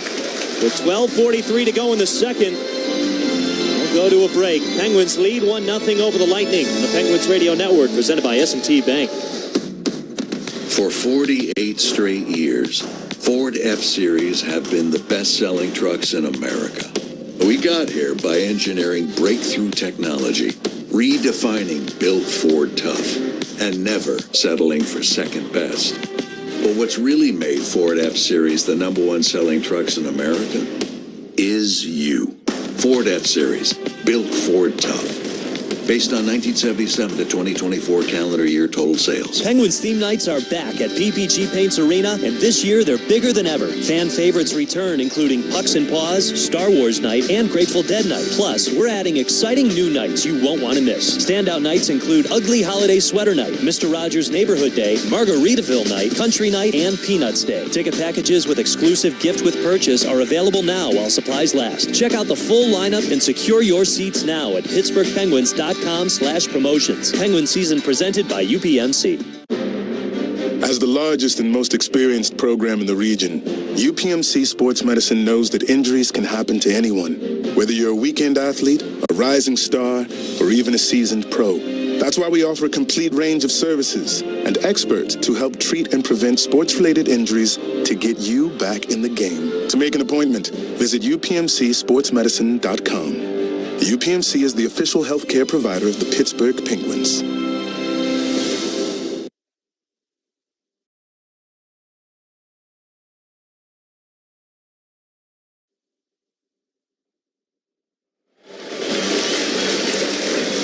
Hey fans, building the future takes grit, and no one does grit like Pittsburgh. EQT is ready to unleash the build and power America's next big win. Penguins are hoping their next big win comes here in Tampa. They lead the Lightning 1-0 with 12:43 to go in the second period. They've held the Lightning to just one shot on goal in this second period, Army, but man, the Lightning can do whatever they want. A lot in this game. Tristan Jarry has continued to come up big. Yeah, he has a little bit of a pushback from the Penguins the last couple shifts, but this Tampa team does a pretty good job. And coming into tonight over their last 8 games, just 12 goals against, 13 now with that Koivunen goal, but they defend very well around the net. Now Letang almost fed Anthony Mantha back door, but it went wide. During that timeout, they were drawing up a face-off play.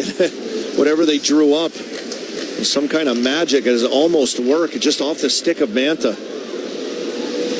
Meanwhile, the Lightning back in the Penguin zone. It's Hagel up to the point trying to feed Kucherov. It was poked away. Letang had Malkin head down the ice, but couldn't get a clean pass off to him. Lilleberg in the Penguin zone now. Of the near circle, this one's poked away by Malkin. He could have a breakaway into the near circle. Drags, fires, he scores! Evgeny Malkin doubles the Penguins' lead here in Tampa with a breakaway goal. It's 2-0, 12 to go in the second period. A couple shifts stacked on top of each other of some good play. And that play, it was Evgeny Malkin in the D zone. He kind of flew the zone. He would have had a breakaway if Letang could have got it to him. Got in behind Tampa's D. Had a little regroup and tried to get back at it. And Evgeny Malkin coming back into that D zone, just picking the pocket with perfect timing, and he did get his breakaway. Coming in and attacking on his forehand, beating Johansson to the 5-hole. No goals in his last 4 games. And now the Penguins have a 2-goal lead. A big goal for the Penguins and Evgeny Malkin right there. Malkin thought he had one on Monday in Philadelphia, but it ended up being overturned. Now he picks up his 7th goal of the season as this one goes out of play. Malkin with now 27 points on the year. It's his 30th career goal against the Tampa Bay Lightning in his 49th game. It's like Malkin was hungry to do something that shift. He wanted a breakaway. He was kind of swooping around, lurking. And just the puck got exposed perfectly as he came into some bodies, and that defenseman standing flat-footed just poked and gone. 2-0 Penguins. They've got the puck in the Lightning zone. Graves pumps one, just sizzles wide. Koivunen at the far half wall, sweeps it down to the near corner. Doherty chips it along the boards. Graves got it deep again, but Crozier waits for it up to the far point. Couldn't clear it out. Lifton's dumping attempt slowed down by Paul. He's got it back, far circle. They tried to feed Koivunen on the doorstep, couldn't connect. Now it's taken back by Carlisle. He'll accelerate over the Penguins line, get it to Gensel, far circle at the corner, pumps it up to Carlisle, high slot Radish, and to settle down the puck as he got it to Bjorkstrand at the near half wall. Bjorkstrand at the corner, a couple of stops around Kindle, then coughed up the puck. Koivunen will ladle it out to the neutral zone. Good job by Kindle on Bjorkstrand to separate him from that puck. Now it's Douglas back into the Penguin zone. Shot on net that Jarry stops with his upper body on the left side. Graves sends it ahead to Crosby, who angles it out to the neutral zone. Now it's a tumbling puck in the neutral zone. Crosby takes it over the Lightning line, gets taken down, and that'll be a penalty. As Darren Radish just stuck out his right hand and shoved Crosby down to the ice. Now the Penguins are going back on the power play. They lead 2-0 about halfway through this second. Well, puck poked out in the neutral zone, and Crosby was coming under that puck with a ton of speed. Number 43, tripping and liner for tripping. Tripping penalties called. I don't know if I saw a trip on this play at all. Crosby attacking Radish. Full head of steam, and Radish looked to play it fairly well. The free hand maybe gets out there. I thought, did I see his stick tangled up in his feet at all? I don't know if I did. The Penguins got away with one, and they can capitalize on this would be absolutely huge. Breaking an 8-game perfect penalty kill streak.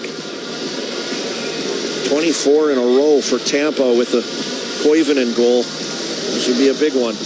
Penguins power play is red hot. 5 for their last 8, including Koivunen's tonight. Face off to the right of Johansson. Penguins controlled. At the far point, it's Carlson. Down to the far circle for Brian Russ at the hash marks. Swings it up the far boards. Carlson at the high slot. Back to Russ, far circle. Crosby back to Russ. Fires, didn't get through. Crosby pitches it up to Carlson in the high slot.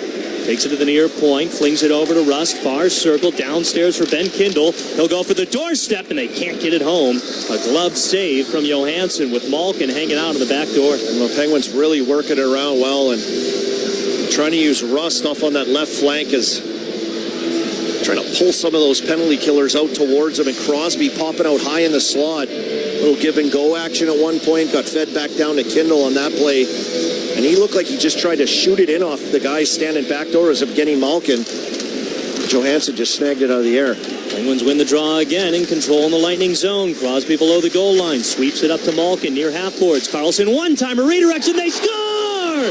Ben Kindle on the doorstep in front, and the kid stays hot on the power play. Ben Kindle's got his 7th NHL goal. The Penguins lead 3-0 here in Tampa. Just a face-off win to get things started. They won a draw. They worked it around. Johansson got a glove on it, got another whistle, and you go back to the drawing board. They win another face-off. It worked around down below the net before eventually coming up top. Down the middle is Erik Karlsson, just one of his patented shot passes, and he didn't quite drift it all the way. Took a little off it, and Ben Kindle with a beautiful deflection right in the middle, beating Johansson to the blocker side. Penguins 3-0 lead. 2 power play goals. The number 1 power play out of its mind. 2 for 2 on the power play against the top penalty kill in the NHL that came into this game. Succeeding on their last 24. As Let's Go Pens erupts here from Benchmark International Arena. The Penguins lead 3-0 halfway through this second period. And now we get a little bit of a scrap in the near corner. Connor Clifton and Ryan Graves on Dominic James and Max Crozier. As Clifton and James throw some hands at each other, Gensel comes in. Some frustration, I think, from Tampa right here. There's initial penalty coming up. I'm unsure who it was to. Is it to Tampa Bay? And we talked about that Crosby penalty, the tripping call. It's like, oh no, like, wasn't much of a trip, really, and Penguins capitalize. And we have the call here. The refs are still trying to separate players down to the right of Tristan Jarry. 67 Temps got a minor interference. So the Penguins, who are 2 for 2 on the power play, will go up on another man advantage to begin when we come back from break, as Declan Carlisle is headed to the box. 3-0 the Pens lead. 9:44 to go in the second on the Penguins Radio Network, presented by S&T Bank. Your home for the biggest stories in the league is SiriusXM NFL Radio. This is Bruce Murray from the SiriusXM Blitz. It's Week 14 and the stretch run begins with playoff seeding on the line. The Bears can compete offensively now. They're consistent where they need to be. And it features 2 of the best rivalries in the NFL with the Bears and Packers and the Steelers and Ravens. Lamar Jackson is in! Touchdown Ravens! SiriusXM NFL Radio Channel 88 and the SiriusXM app. Hey, Jim Rome here. What's cracking? Hi. Hope you're enjoying the game. And when you're not taking in a game, find us on Sirius Channel 161, XM Channel 206. In fact, we'll be there every weekday afternoon, 3 p.m. to 6 p.m. Eastern Time. If you've got something you want to break down from this game, you know where to find us. Just make sure you have it taken. Don't suck. Step your game up. That has never changed. In fact, this show has never changed. We're just back home. And it's great to be there. Sirius 161, XM 206. See you there. Experience the pinnacle of club soccer in the UEFA Champions League on Sirius XM FC.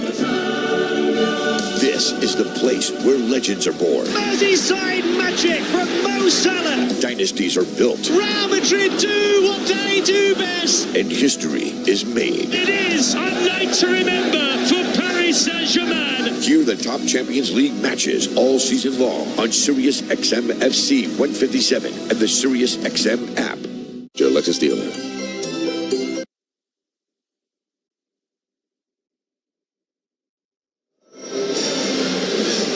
The Penguins with a 3-0 lead over the Tampa Bay Lightning. They have 2 power play goals. They're going back in the power play with 9:44 to go in this second period.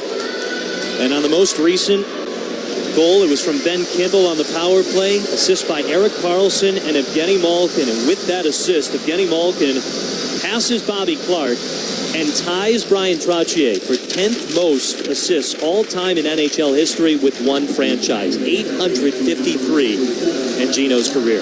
And now Karlsson in the near circle sweeps it up to Crosby. He'll send it downstairs. They try to pinball one home, but it gets kicked wide by Johansson. The Lightning clear it over to the far side. Crosby pokes at it, keeps it alive though. Kindle far circle to Malkin near circle. Cross-ice pass to Crosby.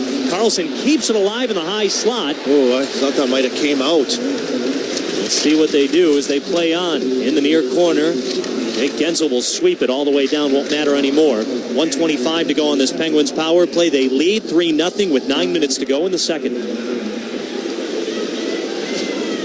Karlsson drops it back to Kindle. Up ahead to Malkin. Through the neutral zone to Crosby over the Lightning line. Down to the near corner. Malkin chases at it, pokes it, looking for Kindle who will dig after it along the end boards.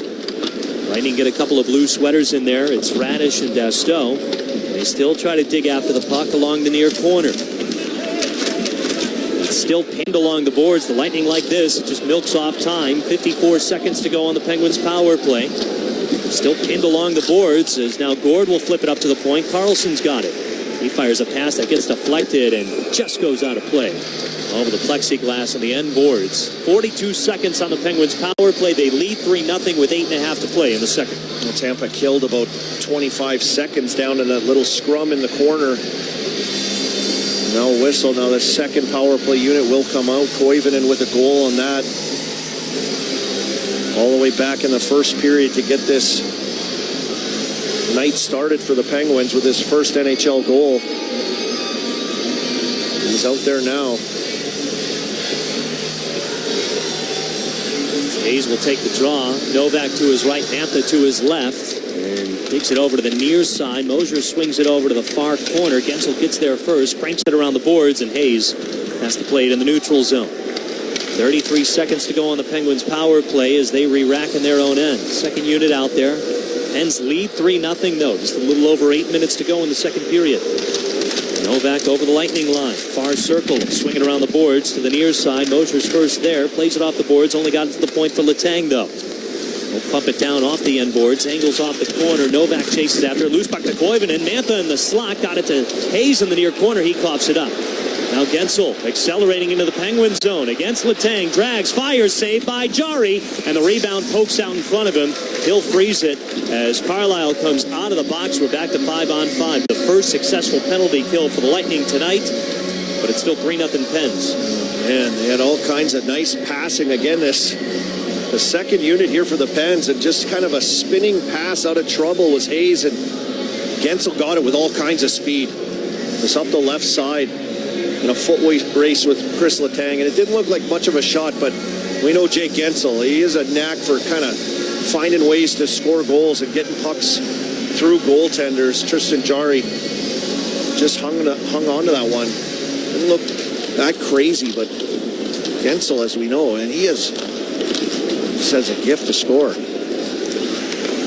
In fact, the only team he hasn't scored against in his career are the Pittsburgh Penguins, his former team. This is his 5th career game against the Pens as Jarry makes a big pad save with the Lightning having the puck back in the Penguin zone. And just really quick on that note, that does include the Utah Mammoth, too, who are recognizing themselves as a new franchise. Gensel with 4 goals in 3 games against the Mammoth already. Blake Lizotte sends a hard check into Carlisle in front of the Lightning bench. Tampa resets in the neutral zone. They enter the Penguins end near half wall. It's Nick Paul. Down to the corner, got wrapped up by Ryan Shea. Bjorkstrand taken down by Blake Lizotte in the near half wall. Lizotte jabs at him from down below. Now Paul takes the loose puck to the high slot, brings it over to the far circle, drag, centering pass, got redirected wide. Ball will swing it around the boards over to the far side. Destel races it down. Here's Bjorkstrand, high slot, a one-timer and a save by Jarry at the top of his crease. Cirelli was right there on top of that crease as Nick Paul's so big for Tampa Bay. Getting him back in this lineup. Missed the first 19 games this year. And he's a big centerman, big body, able to control pucks off the wall, use his body to shield, which extended offensive zone shift and a shot through traffic from the point. Cirelli around the net off of that, and Jarry another big save and holds it for a whistle. Paul comes into this game on a 4-game point streak. He has 99 career goals. Penguins lead 3-0 with 6.5 to play in the second. Kucherov steals the puck, swings it over to Radish, far point. Mr. Cummins, that went wide. Carlson digs after it from the corner. McGroarty sweeps it away, got it to Crosby, who will angle it out to the neutral zone. Mosier races after it, gets in front of Brian Rust. Now snaps it ahead. That Carlson breaks off the pass, but Radish will take it quickly into the Penguin zone. His pass broken off by Carlson again. Now to center ice it goes as Mosier's pass gets interrupted by Crosby. Tumbling puck to the far side. Carlson will steal that away, but he coughs it up. Lilleberg towards the crease. We got a penalty coming. There's a save by Jarry, and this is going to be on the Pens. It'll be on Carlson. Just picked off a pass, and when he did so, he was in a lot of traffic. Lilleberg all around him and others, and trying to get out of trouble. He had to haul Lilleberg down. And they'll be shorthanded. Pittsburgh calling number 65, 2 minutes for slashing. Bengals will try to stay perfect on the PK when we come back. 3-0 Pens with 6 to go in the second. You're listening to the Penguins Radio Network, presented by S&T Bank. It used to be Ready, Set, Go. And what is it now? Say it again. Now it's Ready, Set, 4! Wow, the blue oval. That's what it is. Hey, that worked. Teach me how to shoot. It's not that hard. Did you ever have a goal? I actually had 1 hat trick. No, you didn't. Yeah, I did. Really? Yeah. So Madison Square Garden. So you, Phil Bork, had a hat trick. Yeah. So that's 1, 2, 3. Selection, savings, and best price guarantee. Because that's who we are. It's who we are and what we do, Phil. SchultzFord.com. SchultzFord.com. SchultzFord.com. Yeehaw. Do you know an educator that goes above and beyond for their students? Highmark and the Pittsburgh Penguins want to celebrate the educators who make a difference every day. Nominate an outstanding educator for the Highmark Most Valuable Educator Contest for their chance to win the ultimate away game trip, including round-trip flights, a 2-night hotel stay, and tickets to see the Penguins take on the New York Rangers at Madison Square Garden on February 28th. Nominate your favorite educator today at PittsburghPenguins.com/contests. That's PittsburghPenguins.com/contests. What a matchup we've got, folks. Just nonstop action. The energy is electric and the fans are all in. An intense game like this calls for a Coca-Cola. Crisp and refreshing. That's a game changer. Yeah, that taste scores every time. And just like that, they're back at it. Passionate fans and an ice-cold Coca-Cola. Now that's a winning combo. No matter the team, no matter the sport, everyone knows fan work is thirsty work. Enjoy a Coca-Cola.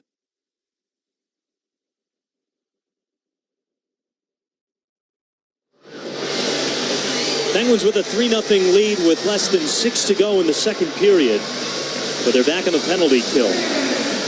Erik Karlsson in the box for the next 2 minutes. And this Lightning power play has done just about everything but score. They have been impressive tonight, but the Penguins PK has just been a little bit more impressive. Yeah, Tristan Jarry being a big reason for that. Penguins doing a fairly good job, though. Sticks in lanes, and you got to have that. And you've got Kucherov out there looking for those passes. 18 saves for Jarry tonight, 4 in this second period. Lightning have it. They throw it towards the net. Loose puck fought for, and it goes tumbling over to the near corner. Lizotte will free it up. Get it to Dewar. He'll stretch it up ahead. He's got Radish to his right, though. Slows down at the far half wall on the Lightning end. Will tap it on down to kill more time. Puck slowly rolls over to the near corner. 20 seconds gone on the Penguins' PK.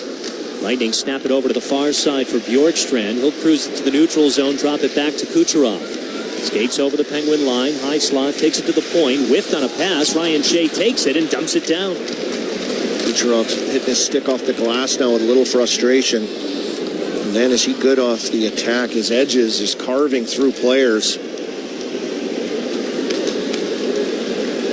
Again, just had a 7-game point streak, snapped on Monday. The Lightning are back in the Penguin zone. Kucherov dumping it down to the corner. Gensel tried to swing it up. He hangs on, centering pass off the elbow on the near side. Jarry may have just gotten a little piece of that as well. Lightning still have it alive. Gensel to the far circle. One-timer. Kucherov down to a knee. It went wide. Still alive in the Penguins end. 48 seconds on the PK. Radish in the high slot to Gensel. Far circle downstairs. And Kucherov now downstairs to Gensel. Back to Kucherov. The hash marks. Radish exploded on a one-timer. Was blocked by a diving Ben Kindle. Now Kucherov, bottom of the far circle. Rink-wide pass to Gonsalves. He'll curl around in the circle. Less than 30 to go on the PK. Penguins steal it. Kindle clears it on down. Kucherov was trying to manipulate that play and work for anything. Look out. Now stretched over to Kucherov in the Penguins zone. Gliding in behind Jarry's net to the far circle. Lift up to the point. Dasto's got it. He'll pump it down to Gensel at the goal line. To Kucherov at the hash marks. Up top to Dasto. Hangs on. Kucherov one-timer. Saved by Jarry. Loose rebound. Cleared down by Blake Lizotte. Out of the box comes Carlson. We're back to 5-on-5. Kucherov just throwing his hands in the air. Like, what can I do? Jarry with all the answers. 20 saves for the Penguins goaltender. The Penguins PK 4 for 4 tonight. And they lead 3-0 with less than 4 to go in this second period. As Pontus Holmberg pitches it over the Penguins line. Down to the corner, Yanni Gord races after it. Left it for Holmberg. At the corner, he'll try to flip it up along the walls. Dr. McGroarty kicks it out to the neutral zone. Dasto settles it down out of midair. And the Lightning re-rack in their own end. Head to Holmberg. Now it's taken by Crosby to Koivunen over the Lightning line. Far half wall. Got pinned into the boards by Dasto. They dig after the puck. As it's just pinned along the wall still. 3 Lightning players, 2 Penguins with Crosby playing halfback right now, waiting for the puck to get squirted out. And now it does, but to the stick of the Lightning. As Gergensen's chipping it down to the Penguins' end. Wotherspoon steals it. Jarry plays it to Carlson on the near side. Stretched up to Crosby. Touch pass to McGroarty. In the Lightning line. He'll fling one and a glove save by Johansson. As the puck movement by the Penguins from the goalie all the way into the Lightning end. Everybody just threading the needle on their passes. Well, a second pass from Tristan Jarry just being sharp, and puck trickles in on him. Gets it out of harm's way, and they get up ice real quick. Nice touch pass by Crosby in the neutral zone to McGroarty, but he was out of gas. They're getting closed on. A couple big kills for the Penguins here in this period. After getting that 3-0 lead, and big block shot on the PK by Kindle. Good sticks, and Jarry, once again, the difference. Kindle does it all. Penguins are back in the Lightning end. 2:40 to go in this second period. They lead 3-0. Malkin with a goal in this game will sweep it up to the point. Ryan Graves throws it off the end boards. Malkin waiting on the near wall. Gets it to Carlson at the point. He'll send it down to the corner as it rolls over to the far side. Novak and Crozier were tied up. Nothing called, though, as Mosier cranks it out to neutral zone. Gonsalves wrapped up Carlson. Jarry was almost out to play it. Now he has to hustle back. Centering pass that Malkin breaks up. He'll take the loose puck, chip it to Ryan Graves, who will carry it over to the Lightning end and chip it down along the near wall. Gino almost gone. That puck just wouldn't stay in his lane. He had all kinds of speed. 2 minutes to go in the second. Penguins are back. The Lightning are back in the Penguin zone. Quick shot, Mosier. Glove save by Jarry, who has been spectacular tonight. 22 saves for the Penguins goaltender, and he keeps it 3-0 Pens. Tampa Bay just onto a puck in the offensive zone. A little pull-up play. Couple guys passing in front of Jarry, but he saw that all the way through.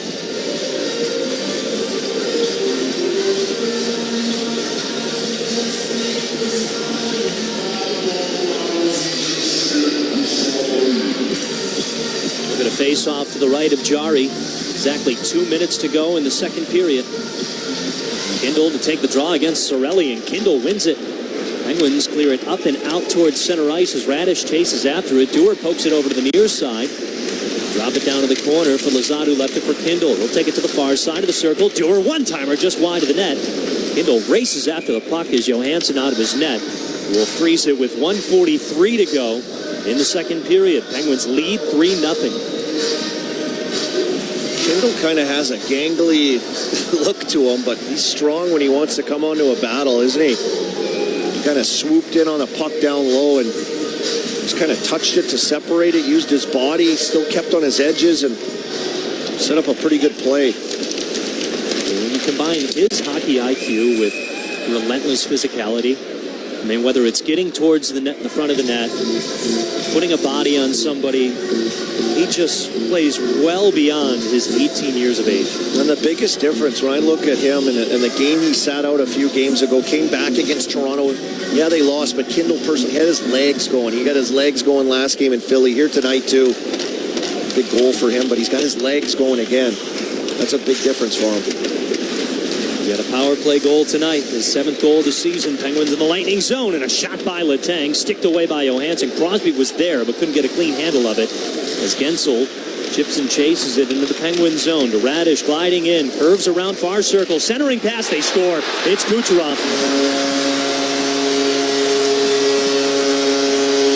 Well, a tough goal to cough up with 1:14 to go in the second period. The Penguins still lead 3-1. This Lightning team, and especially Nikita Kucherov, was hunting for their first goal, and they get it. There's all kinds of chances tonight for Kucherov. What a play to find him. And Gensel enters the zone on a loose puck, does a pull-up play, finds Radish late coming into the zone. The Penguins sprawled out at the hash marks to try to block Radish's shot. Everything just kind of collapsed. Hayes just a little late getting to Kucherov as he hit that back post, diving down. There's the backdoor tap and a nice pass from Radish. Final minute in this second period. Penguins lead 3-1. The Lightning take it back into the Penguins zone. It's Paul at the half wall. Far corner. Pass goes off the skate of Mantha. Malkin's got it. Penguins could have numbers here. They shovel it to Mantha. Goes over his stick, though.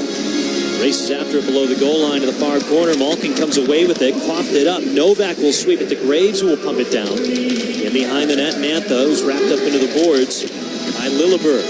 Played by the Lightning along the near side. Bjorkstrand will take it out towards center ice. Under 30 to go in this second period. Malkin got the puck coughed up by Nick Paul.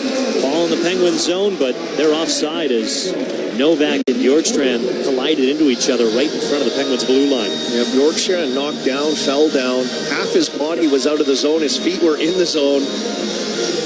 As Tampa got a lucky little break, a little poke, and it looked like they might have an odd man rush.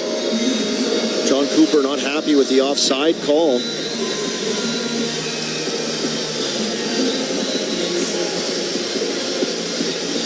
Big goal for Tampa. I mean, this game could be totally different. Tristan Jarry's just been out of his mind once again, and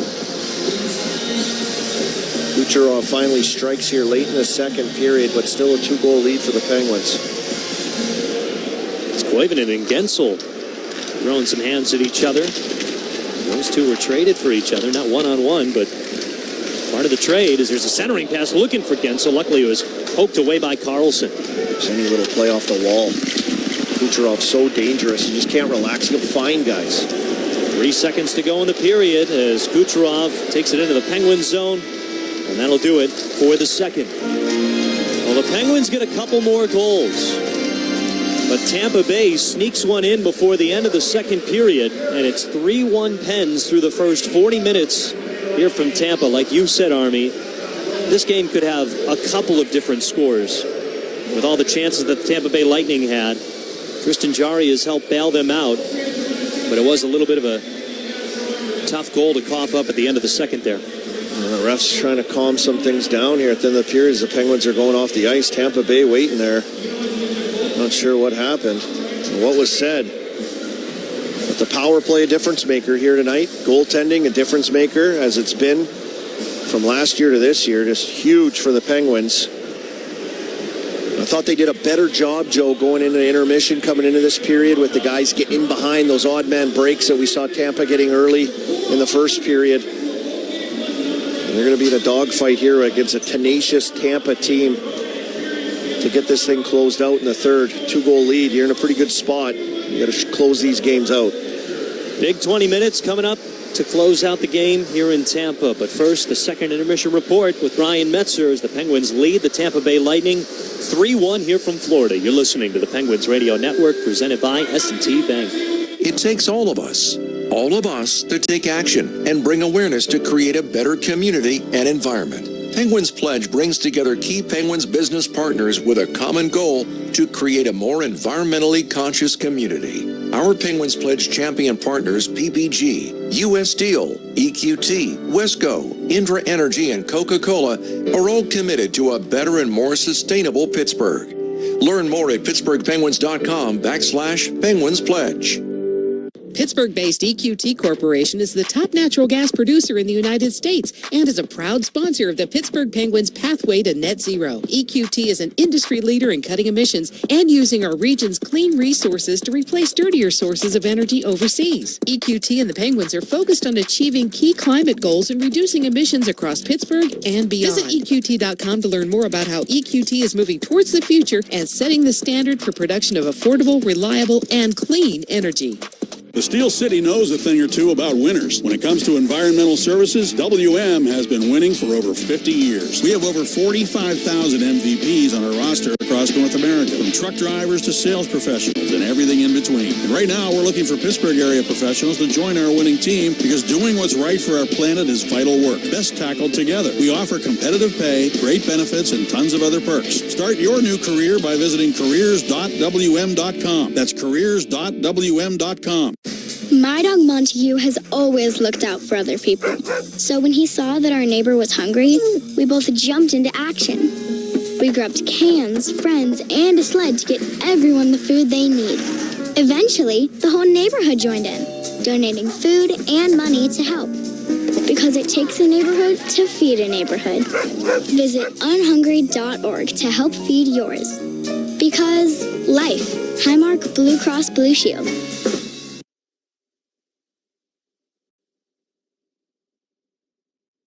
This is the Penguins Live Intermission Report. And welcome into our second intermission report where the Penguins lead the Lightning 3-1 after 2 at Benchmark International Arena. Brian Metzer back here with you, and what a show some of the Penguins players put on. I know the Lightning were really carrying play in the first period. Well, the Penguins did answer. They got the kill early on. That was the wraparound penalty on Sidney Crosby. And at the 7:53 mark, we had some vintage Gino Machino as Gino stole a puck from Nikita Kucherov. He was actually left in a vulnerable spot when Brandon Hagel put a puck where he just couldn't get his stick on it. Gino steals it, turns on the Jets. I haven't said that in a long time, and goes flying down the ice in a breakaway and scores the Penguins' second goal of this game to give them that 2-0 lead. They weren't done. They'd get another power play goal at 9:49, and it was Benny and the Vets getting their seventh goal of the season, fourth on the power play. Erik Karlsson and Evgeny Malkin with the assists on that one.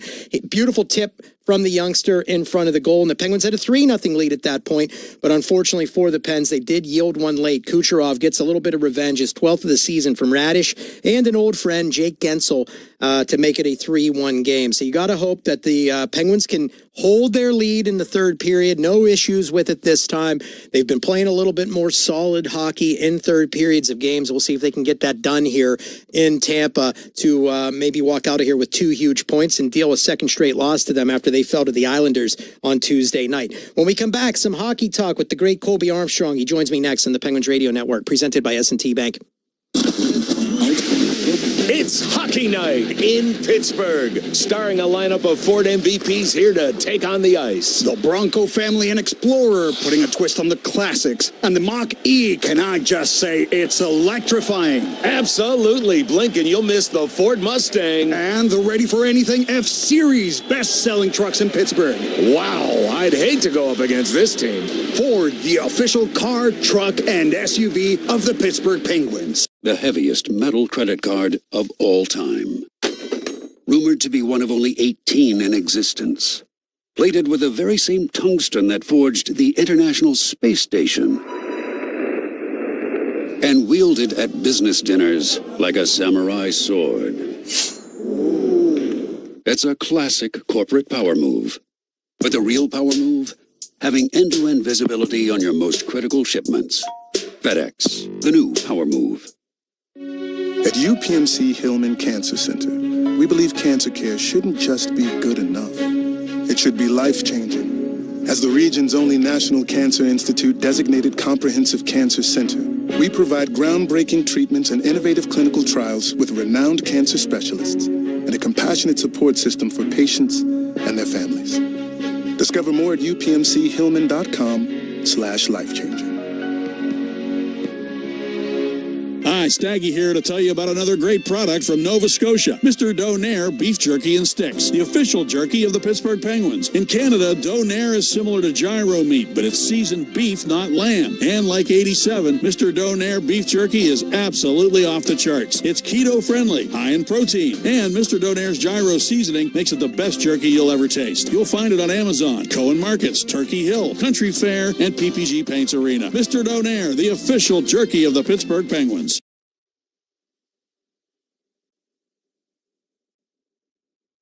This is the Penguins Live Intermission Report.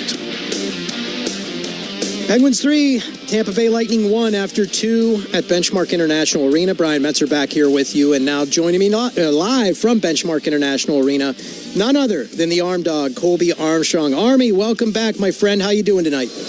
I've been doing good. Great game here. Penguins looking pretty solid following up that Philadelphia game that I thought was a pretty complete game from them. And Tristan Jarry has been out of his mind the first period. And, Kucherov, the amount of things that he does out here is just a matter of time, I think, before he got something to go. Yep.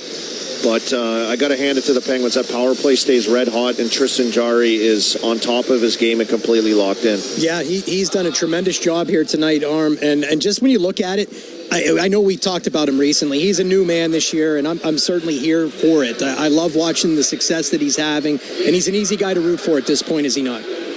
Yeah, I think so, and I think you got to give him a ton of credit for, what he went through last year, and getting waived, getting sent down, and just kind of battling those demons. And even before that, a little bit, some moments that he probably had on his mind, and to be able to come in and kind of refocus, reset. We're seeing all-star performances from him here so far this season. He's been absolutely electric, and Mets, and I say this too, like the biggest turnarounds from some big changes, coaching staff and other things, and some new players brought in, but the goaltending has been unreal this season, and that's a three-man group, yes, but Tristan Jarry has taken the reins of late and coming back from injury and just been out of his mind. I know there's not a whole lot of runway here yet, and there's probably decisions made. Do you think he could get himself in the conversation for being a third goalie on that Olympic team? Well, I was hoping last year, obviously it goes away, that looking at the caliber of goaltenders kicking around, I think he's got to be drawing attention. Yeah. Like, with what he's been able to do. Like in the first period, Mets here tonight, and this is through, a good half of his starts, and he's been spectacular, and his record shows that, his numbers show that, his goals saved above it. What's his goals saved above expected here tonight? It's got to be astronomical. He was absolutely electric, and you got Julian Breezeball here, of course, Kyle Dubas on hand, and then they're doing their due diligence and scouting, and I gotta imagine that he's got to be wrinkling some eyebrows and have some GMs pondering that are on that Team Canada Olympic team, looking at the goaltender situation and potentially what he could be. Because I've always liked the Mets. I've always thought there was a goalie there, and he's had some good moments and strung some games together, and he's doing that right now. Yeah, he certainly is. I know he won't be on an Olympic team, unfortunately, but he's certainly been sipping from the fountain of youth. I know we've talked Sid, but Gino Machino, Arm, how about the goal he scored? I haven't seen him turn on the Jets like that to get to a loose puck and go in alone in a long time. Yeah, he smelled some blood in the water, didn't he, Matt? He did. He kind of wanted a breakaway earlier. Chris Letang unable to find him, and he kind of lurked his way back into the zone, and like a fish in the weeds, just was lurking for that little minnow, and it popped out, and away he went. And beautiful hands, beautiful finish. He's been skating so well this year, as Evgeny Malkin, and he ties Brian Trottier now on the all-time assists list at 10th, 853 assists.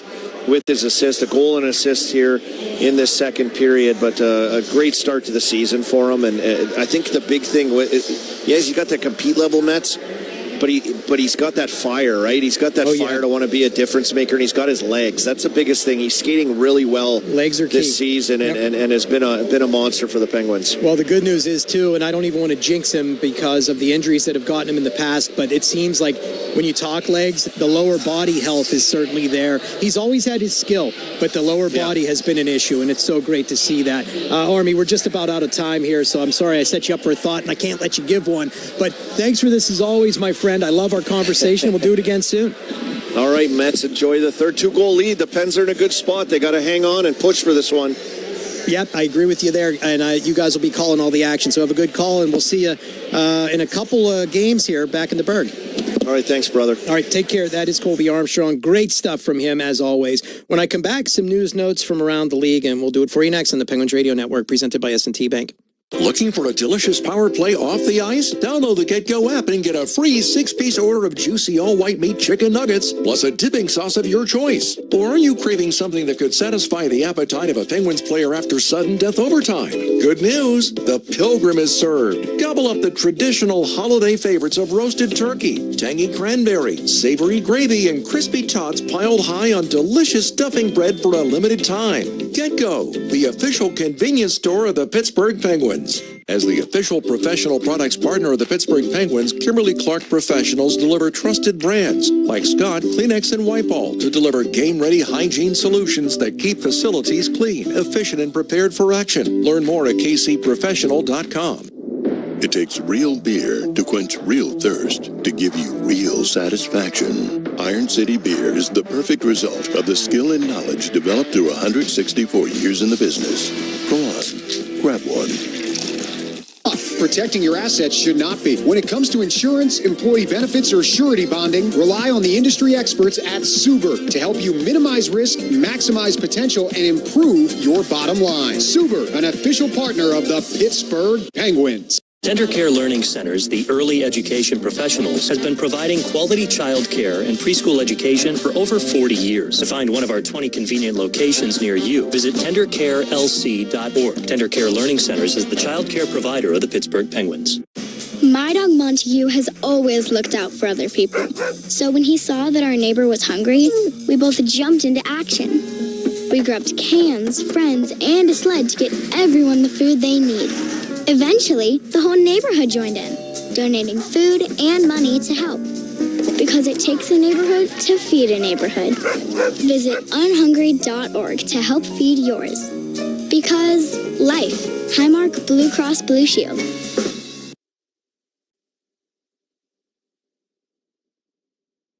This segment of the Penguins Live Intermission Report is brought to you by Smith's Hot Dogs, proud sponsor of the Penguins, and official hot dogs at PPG Paints Arena.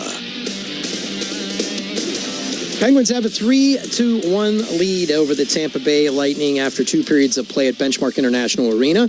Brian Metzer back here with you, and let's take a look around at some news and notes. Drew Doughty set to return from a lower body injury for the Kings against the Blackhawks this evening in their 10 p.m. puck drop. He has been week to week since blocking a shot in the second period of a 1-0 win against the Ottawa Senators back on November 15th. And I'm sure we were talking about members of Team Canada just a moment ago, Colby Armstrong and I bet that the GMs of that unit are probably keeping an eye on Doughty to see how he's going to fare, because he's always a big piece of their international teams in recent history. We saw the Columbus Blue Jackets recently, and they were absent Kirill Marchenko. Well, he made his return to the lineup tonight, and that's a big goal scorer for them. 8 goals and 14 assists in 22 games for them this season. They are also set to get Boone Jenner back in the not-so-distant future. He missed his 11th straight game tonight due to an upper body injury, and he hasn't played since November 11th. So having both of those guys out of the lineup against Pittsburgh whenever they come together is always a good thing, because they always leave their fingerprints all over every sort of game that these two tend to play. So be ready. The next time we see the Blue Jackets, both will probably be in the lineup. A lot more coming your way here. Penguins with a 2-goal lead heading to the third period. Can they hold it? We certainly hope so. They've had their woes in that way this season, but I think they've been a little better lately. If they get it done, Joe Brand and Colby Armstrong will tell you about it next on the Penguins Radio Network, presented by S&T Bank. It's Jimmy Fallon, and I'm back. Get ready for the holidays with my exclusive Sirius XM channel full of classic holiday songs handpicked by me. Simply having a wonderful Christmas time. Jimmy Fallon's Holiday Seasoning Radio. It's super fun. Check out Channel 15 on Sirius XM. Get seasoning now through December 26th live. NHL Morning Skate. Eric Tulsky's the general manager in Carolina. Are you still a team that looks to go big game hunting via trades? It's very easy as a manager when you have a good team to get conservative. Just let it play out and hope for the best. And that's not our philosophy here. We don't want to just sit back and call it good enough. We want to keep looking for ways to make the team better. NHL Morning Skate with Scott Laughlin and Gord Stellick. Weekdays 7 a.m. Eastern on NHL Network Radio, Sirius XM 91, and the Sirius XM app. The NHL is on Sirius XM. 3-on-1. Connor McDavid, right circle, dishes, gets it back and scores. With your favorite team's calls all season long. It's a power play goal for Matthew Tkachuk. The rivalries, the big goals, the moments you wait for. Plus, insiders to bring you closer to the decisions that shape the league. Commissioner of the NHL, Mr. Gary Bettman. NHL Network Radio, where the hockey talk never stops. On Sirius XM 91 in the car and the Sirius XM app. Join me, Gord Stellick, and Scott Laughlin as we recap the night that was on NHL Morning Skate, weekday mornings at 7 a.m. Eastern on NHL Network Radio, Sirius XM 91. The biggest names in the game. Trying to get behind Ristolainen, walks in, put it between his legs, shoots it, scores! NHL play-by-play on Sirius XM. Hockey lives here. Suzuki sweeps it, there's a chance, rebound Caulfield, shoots and scores! NHL play-by-play on Sirius XM. .com. Window Nation, the perfect fit.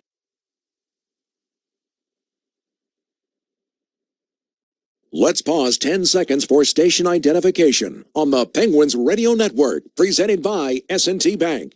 The world's greatest coverage. Taves, 3-on-1. Taves, Lee, scores! Sirius XM NHL Network Radio. The Penguins have put up an impressive 40 minutes to begin this game here in Tampa, but they'll need a very impressive final 20 minutes to close this one out against one of the hottest teams in the NHL right now in the Tampa Bay Lightning. It's 3-1 Pens as we begin this third period. There's been stellar goaltending from Tristan Jarry. There's been excellent special teams, Army. The Penguins with 2 power play goals. They filled off all 4 penalties, but they did allow the Lightning to grab some life late in that second period. Now they need to make sure that they limit it to just that. Yeah, Kucherov, 1 minute and 14 seconds left, and see, does that send some momentum on the table here for Tampa Bay, and can the Penguins kind of push that out as we're underway here in the third? Opening face-off is brought to you by number 1 Cochrane. The Penguins in their road white sweaters attacking from right to left with Tristan Jarry in net. The Tampa Bay Lightning in their home blue sweaters attacking from left to right with Jonas Johansson in net for the Lightning. Now to the neutral zone it goes. Wotherspoon and Carlson play catch in their own end. Hayes helps angle it down to the Lightning end near corner. Johansson slows it down behind his net. Crosby on the tail. J.J. Moser, who still cranks it around the boards, out to the half wall. And to the neutral zone, it's pumped down by Zemgus Girgensson. Crosby takes it back, though, from center ice. He'll fling it down to the Lightning end.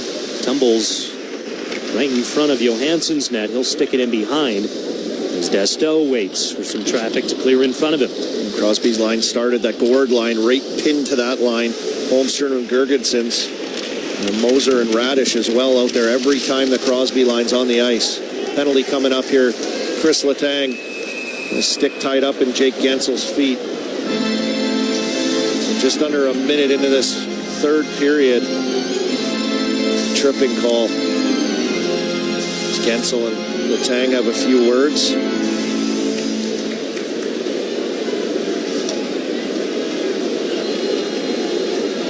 Former teammates going at it. Pittsburgh penalty number 58, 2-minute minor. Tripping. Not the way you wanted to start this third period.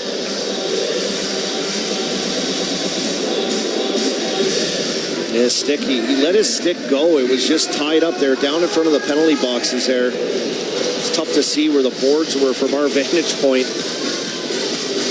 Stick just kind of caught in the skates of Jake Gensel. He went down.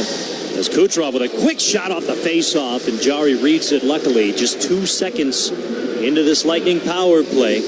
Already a shot on goal. It's 3-1 Penguins in this third period. Lizotte digging in on that faceoff. Kucherov with a laser beam.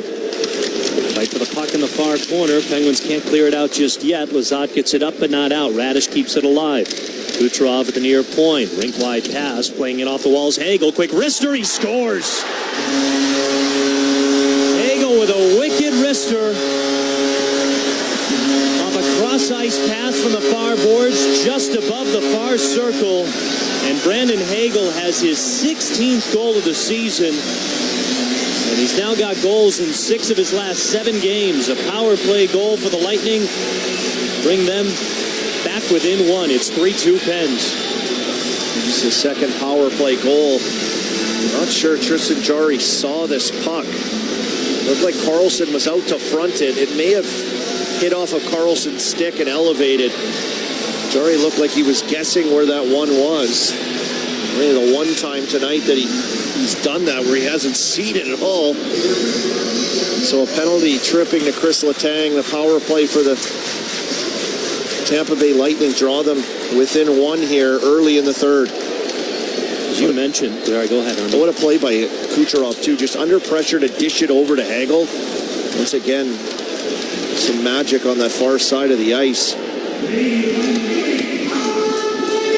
Brandon Hagel has his second power play goal this year. As Koivunen gets stripped of the puck. But Hagel had 35 goals last season. None of them were power play goals. That set an NHL record. The Lightning are back in the Penguin zone, and Hagel's wrister gets stripped. Then Kindle stretches it all the way up to Koivunen in the neutral zone. He's over the Lightning end, towards the crease, drags, fires, pad save by Johansson. The Lightning look to clear it out. Ryan Graves keeps it alive. That's Crosby at the far side. Pushed along the boards to the corner. As Carlisle will rim it around the boards to Dominic James at the near half wall. Back over to the far side for Crozier. He tried to clear it out. Russ got in the way of it. Crosby tries to play it from the corner.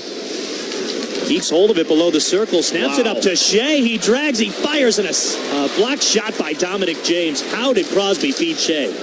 Kinds of guys around him just spinning, no look, backhand pass to Shea crashing down. We've seen him score from there this year before. Still 3-2 Pens as Shea now taps the puck away from Zemgus Girgensson, who is in full flight. Puck is in the Penguin zone, around the boards and behind the net. As Letang goes shoulder to shoulder with Yanni Gourde for it. The Lightning cough it up at the far point. Moser has to reset in the neutral zone. Penguins lead by 1. 3 minutes gone in this third period. Tang with a hit on Holmberg along the end boards. And now Malkin tries to clear it down. Can't. It's pushed along the far boards. Novak will escape it up to Mantha. Now to Malkin. He has to be careful, though. Now he does get onside correctly. But coughs up the puck to Moser. He goes tripped down to the ice. Nothing being called.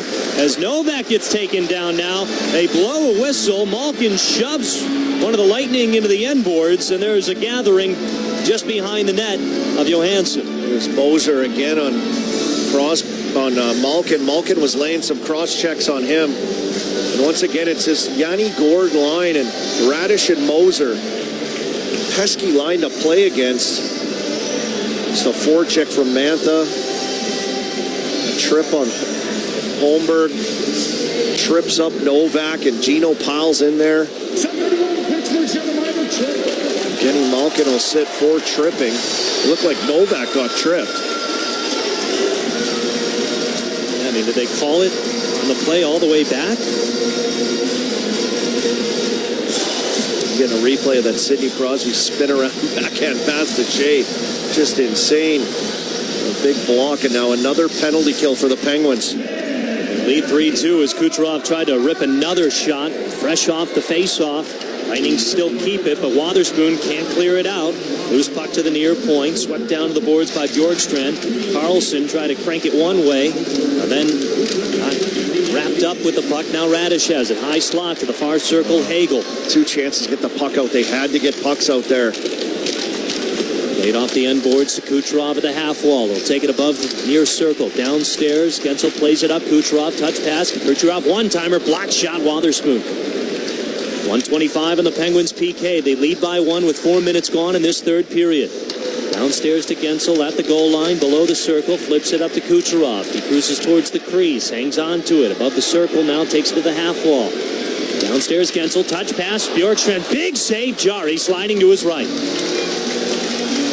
Kucherov's just controlling everything out here. He's talking to Radish on where he's supposed to be, coaching everybody. He's throwing 7 different kinds of smoke out there. Down low, cross ice, to the other D-man. One-timer, no shot pass. And that one went down low, out front, into the hash marks to Bjorkstrand. Usually a save Tristan Jarry has kind of struggled with from down low out to the slot. A big save on Bjorkstrand here, shorthanded. Radish has been getting a lot of playing time with all these injuries, and he's been taking full advantage of it. He was a healthy scratch 6 of the first 13 games for the Lightning. He's been averaging 21 minutes, been playing in 13 straight games now. The Lightning have it in the Penguins zone, under a minute to go on the Penguins PK. They lead 3-2. Centering pass on the doorstep, kick save, Jari. Over to the far side, the Lightning still keep hold of it. Radish in the high slot to Kucherov near circle. Hangs on to Radish, downstairs Gensel, below the goal line. Up to Kucherov, above the near circle, towards the crease. One-timer Radish, pad save, Jari, long rebound. Kindle tries to poke it out. Radish keeps it alive at the far half wall. 30 seconds to go, the Lightning still have it. Kucherov in the crease. To Gensel was a little bit out of his reach. He curls around the near circle, down to the corner for Kucherov. Swept up Radish, one-timer, redirected wide. Goes over to the far side, and a long rebound out to the neutral zone. Penguins just could not get pucks out on this penalty kill. It's like 3 or 4 times. Lightning right back in the Penguin zone to Radish, high slot, downstairs Kucherov, touch pass Bjorkstrand, kick save, Jari, a scorpion save. Did he save that? I mean, the passing was unbelievable from Tampa. Somehow Jari is falling out of his net. It looked like a stick on puck. It went high, you're right. Connor Clifton saved a for sure goal, stick on puck in the slot. Tristan Jari kicking his legs all over the place as Malkin now out of the box. We're back to 5-on-5. Penguins still lead 3-2, over 14 to play, and the Penguins are offside. Wow. What a kill. All kinds of pressure. All kinds of puck movement and dangerous looks from Tampa. You think they're going to shoot it. They're not. It's the next pass. And Jari was sold out. He fell. Kind of got wedged up against his post on that play to the inside to Bjorkstrand. He's had a couple good chances on this power play. A save at the back post earlier, and Connor Clifton, stick on puck. Absolutely huge by Clifton. Helps keep it 3-2 Penguins with 14 to play in regulation here from Tampa. They poke at the puck in the near side. It gets batted down to the ice. Yanni Gourde tries to kick it out to the neutral zone. Crosby diving after it, but the Lightning still get it into the Penguins' end. Near corner, Connor Clifton gets in front of Gergensons and safely gets it to Ryan Graves. He'll kick it ahead of the far side, goes rolling into the Lightning end and just wide of the net. It won't be icing. Gaining some speed, it's Lilleberg pushing it ahead near side of the neutral zone. Malkin swipes it away, but the Lightning take it back. Here's James in the Penguin zone. High slot, fires wide of the net. Jari may have gotten a piece of it. It popped up, skimmed the netting, but they don't play it dead. Lightning back in the Penguin zone. Cirelli takes it to the circle. With that Stowe, far circle. Rister doesn't get through. He got his own rebound. Centering pass kicked out of there by Wotherspoon. And now Carlson will take it, buy some time, and flip it down into the Lightning end as it goes tumbling right on net to Johansson. He'll stop it and slide it over to the far side for Dastow. Now Malkin steals the puck away in the Lightning zone. Far circle, penalty coming. Mantha, shot saved by Johansson. As Malkin nearly set up Mantha right in the slot. But the Penguins are going on the power play here with a 3-2 lead and 13 to play from Tampa. We'll tell you about it next on the Penguins Radio Network, presented by S&T Bank. Let's focus on what matters. The push for the fantasy football playoffs is on. Doesn't matter where we are right now. We got to make the postseason, and ultimately we got to win the league. If you don't make the playoffs, what's this all for? The experts of Sirius XM Fantasy Sports Radio are here to lead you to fantasy football glory. His floor is higher. I'll take the higher floor as opposed to the higher ceiling. Fantasy Sports Radio, Channel 87 in the car, and on the Sirius XM app, where fantasy football championships are won. Hockey 24/7 on Sirius XM NHL Network Radio. Connor Bedard. Nobody said last year was bad, but what we're seeing now, he's the dog on the bone. It was almost as if he had some cement in his skates last year, and he wasn't F1 ever. He's different. This has been different. He wasn't bad last year. He was good. Now he's great right now. Sirius XM NHL Network Radio. Sirius XM 91, and on your schedule with the Sirius XM app. Join me, Gord Stellick, and Scott Laughlin as we recap the night that was on NHL Morning Skate, weekday mornings at 7 a.m. Eastern on NHL Network Radio, Sirius XM 91. The biggest names in the game. Trying to get behind Ristolainen, walks in, put it between his legs, shoots it, score! NHL play-by-play on Sirius XM. Join me, Scott Laughlin, and Gord Stellick, along with former NHLer Mike Johnson for NHL Morning Skate, weekday mornings, 7 a.m. Eastern on NHL Network Radio, Sirius XM 91. Get Go Student Rush program today.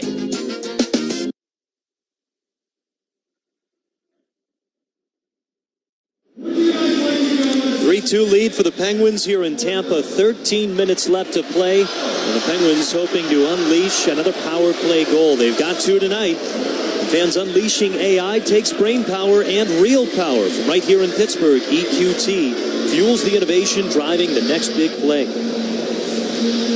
Penguins are 2 for 3 on the power play. They've got a 3-2 lead over the Lightning. They're back on the power play here with Crosby to take the draw to the right of Jonas Johansson. He's got Rust to his left, Kindle to his right, Malkin and Karlsson out there as well. Sid wins the draw. Malkin sweeps it over to Karlsson. Back down to Kindle, up to Malkin, high slot. Hangs on, drags, fires, can get the redirection. Rust with a shot, and Johansson with a save. Johansson was at the top of his crease. Rust either kind of misfired the puck or was going to angle it off of Johansson because he shot it right at the Tampa Bay goaltender. Yeah, I think it hit a leg there on the shot from Malkin. It was kind of spinning in on Rust. Those are hard. You shoot it, it comes off your blade funky, and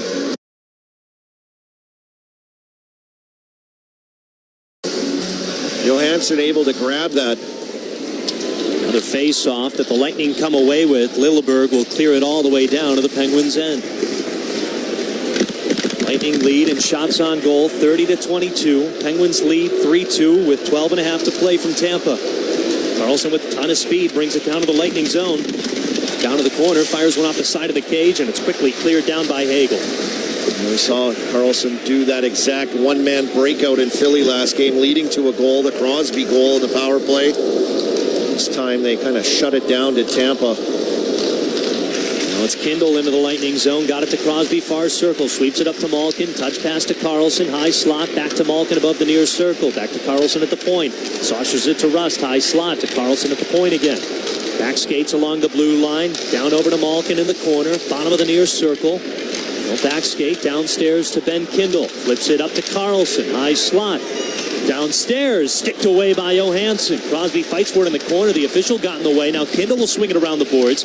Malkin hustles to keep it alive at the near point. Over to Crosby, far circle, on the doorstep. Kindle couldn't stuff it home. Johansson got a piece of that with his toe. Kindle ready on the back door, but whoa. Jari. Puck hit the boards and kind of popped towards his net. Just passing through the crease. That was close. Ben Kindle was remarkable on that first unit just now in the power play. Now Novak can't enter the Lightning zone. Here comes Tampa Bay. Hagel near circle drags. Fire saved by Jari. Second attempt stuffed out by Jari. Huge save. 13 to go on the Penguins power play. Number 13 in white, Kevin Hayes takes it over the Lightning line. Gets wrapped up at the far half wall. Coughs it up to Hagel in the neutral zone. He's only got Chris Letang. He gets taken down to the ice. Hagel still got in the circle. Centering pass kicked wide. Hagel's all kinds of problems, isn't he? 5-on-5, power play, shorthanded. He just does it all. Man, that's Cirelli all over the place, all over the ice.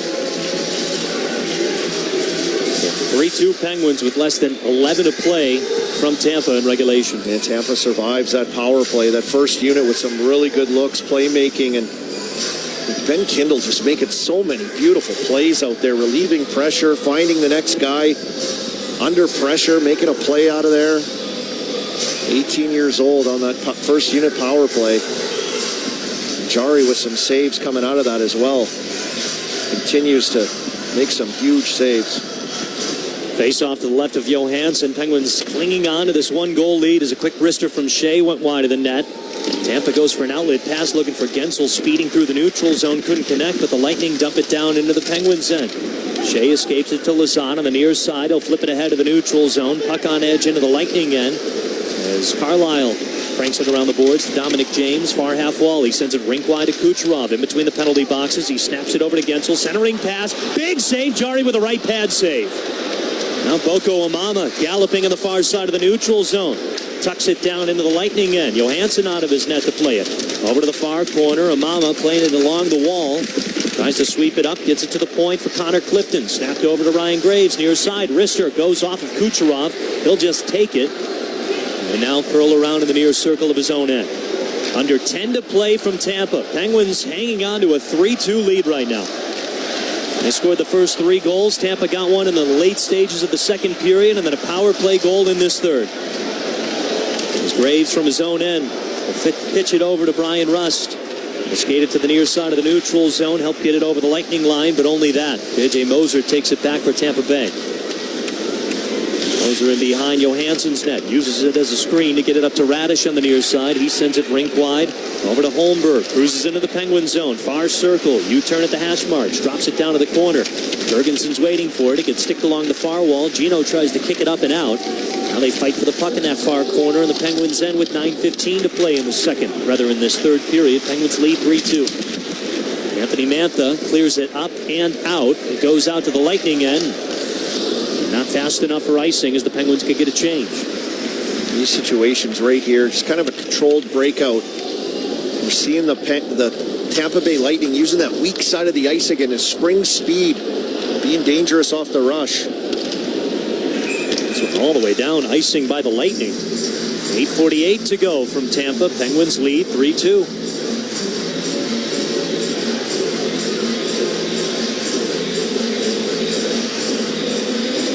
A lot of penalties in this game, hasn't there been? How about it? It's worked out for the Penguins on the power play, and they survived their penalty kills as well. Special teams have come up huge tonight. Carlson blasts one, but a right pad save by Johansson. Dumped down and around the boards to the far corner for Koivunen, who scored his first NHL goal tonight. As Carlson pumps another one, this doesn't get through traffic as the Lightning get it out towards the neutral zone. Gonsalves chips it down to the Penguins' end. It tumbles to the right of Jari, who blockers it away to the far side. Koivunen got it to Kindle, but stripped away by Brandon Hagel, and now pitched out by Wotherspoon to get it out towards center ice. This is a make sure time of the game. Here's Hagel in the slot. He scores. Second goal of the night for Brandon Hagel. It ties the game up at 3. As a turnover for the neutral zone. Turns into a little give and go. It actually went off the skate of Nick Paul to Brandon Hagel in the near circle. He was all alone in front of Jari, and Hagel, all amped up, has tied this game at 3. His 17th goal of the season. Hagel continues to be a goal-scoring machine, and I said you got to be careful in these areas. You got a 1-goal lead. You know, protect pucks, hang on to them at the right times. You got to chip it out. And the young line was out there. Kindle, Koivunen, Rucker, McGroarty, and just a little turnover, and Hagel made them pay with a quick transition attack to tie this game up. 8 minutes to go from Tampa. We're tied at 3. Lightning fire a shot. It gets deflected and stops the clock with 8:02 left. We're starting over. Penguins and Lightning tied at 3 from Tampa. You're listening to the Penguins Radio Network, presented by S&T Bank. Ford F-Series are the best-selling trucks in Pittsburgh for 11 years running. So it's no wonder that Pittsburgh's favorite hockey team choose Ford. as their go-to vehicles. Yep, that's right. Your favorite team meets our favorite team. That's a stacked roster if you ask us. Ford, the official car, truck, and SUV of the Pittsburgh Penguins. Only from your neighborhood Ford store. What is life-changing medicine? Is it returning to the playing field or your favorite hiking path after an injury? Or running with your grandkids after a joint replacement? At UPMC, life-changing medicine is all those things. Through innovative research, rehabilitation, and advanced surgical procedures, our experts get you back to what you love doing. UPMC, changing healthcare, changing lives. Life-changing medicine. Looking for the ultimate getaway? Stay and play at the Landing Hotel at Rivers Casino. Whether you're here for a weekend escape or a midweek retreat, we've got everything you need under one roof. Wake up refreshed in one of our stunning rooms and head straight to the action, just steps away from the casino floor.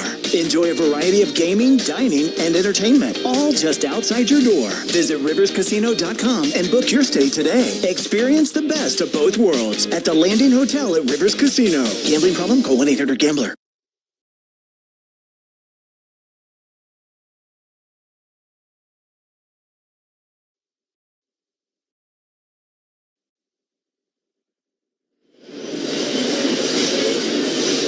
Brandon Hagel's second goal of the night and 17th on the year has tied this game up at 3. 8 minutes to play from Tampa Bay. As the Penguins had a 3-0 lead at one point in this game. The Lightning scoring one in the final 74 seconds of the second period. Then got a power play goal from Hagel in this third. And then an equalizer from Hagel.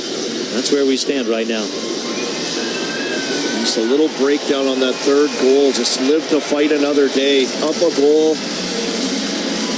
Tampa trying to push. Just airmail that out maybe and regroup. And instead it's in the back of your net. Hagel, all kinds of speed, man. He's a force, isn't he? He's a dog on the puck and with his legs as well. In Brandon Hagel's last 7 games, he's had 4 multi-goal games, including tonight. And for the last 3 years, he has set career highs in goals, assists, and points. He had 35 goals last season, and he's already surpassed the halfway point of that. As Chris Letang fires a shot shoulder save by Johansson. Chris Letang just kind of picked up a puck carved in and kind of a long-range shot, but he put a lot on it. Now he's tangled up with Cirelli in the Penguins' end. The Lightning hang on to the puck in their own end. 7:15 to go from Tampa. Penguins and Lightning tied up at 3. Snapped up ahead. Pontus Holmberg. He'll curl around the Lightning logo, fire it right on net. Jari's got it, and he'll freeze it. With 7:06 to play from Tampa. Tied up at 3.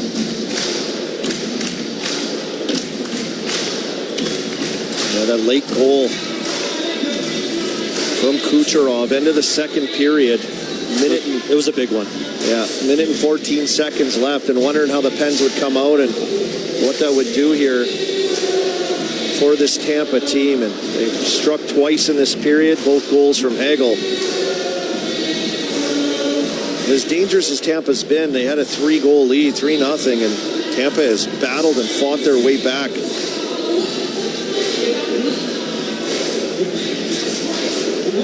can see why they've been the team they've been of late. Again, after having just 1 win in the first 7 games of the season, they've gone 15-4-0. They saw their 7-game win streak come to an end on Tuesday over at UBS Arena against the Islanders. But during this 15-4-0 stretch, they've outscored their opponents by 24 goals.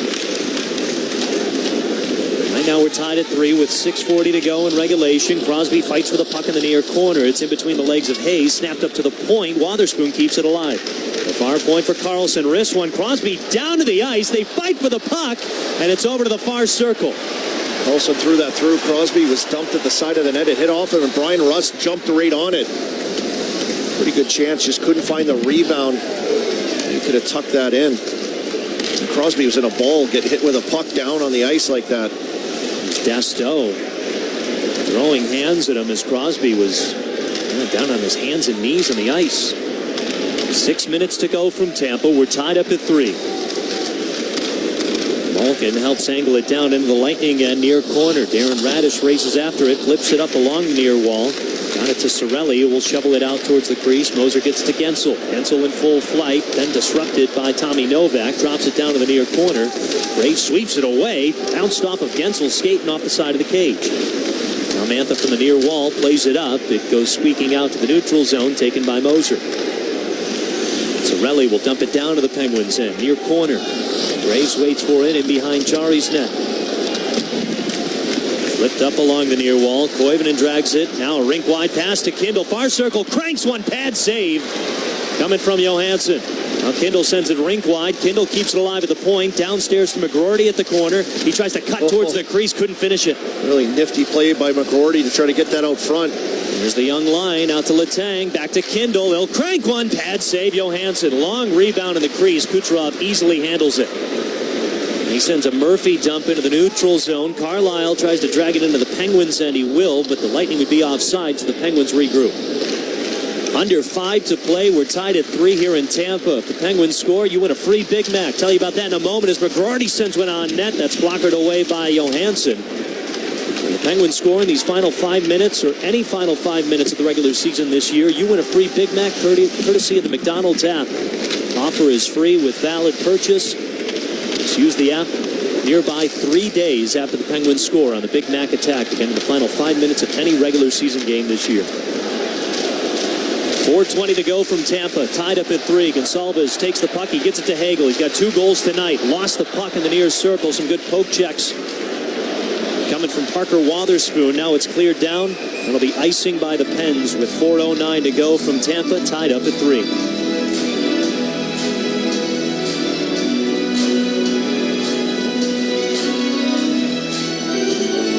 Young kid line gave up that goal to tie it, and they just had a pretty good shift. Kindle with a good chance down the wing with a shot, and McGroarty trying to snake out front from behind the net. Pretty crafty play.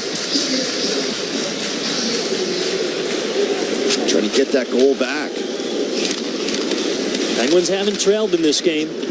They had a 3-0 lead.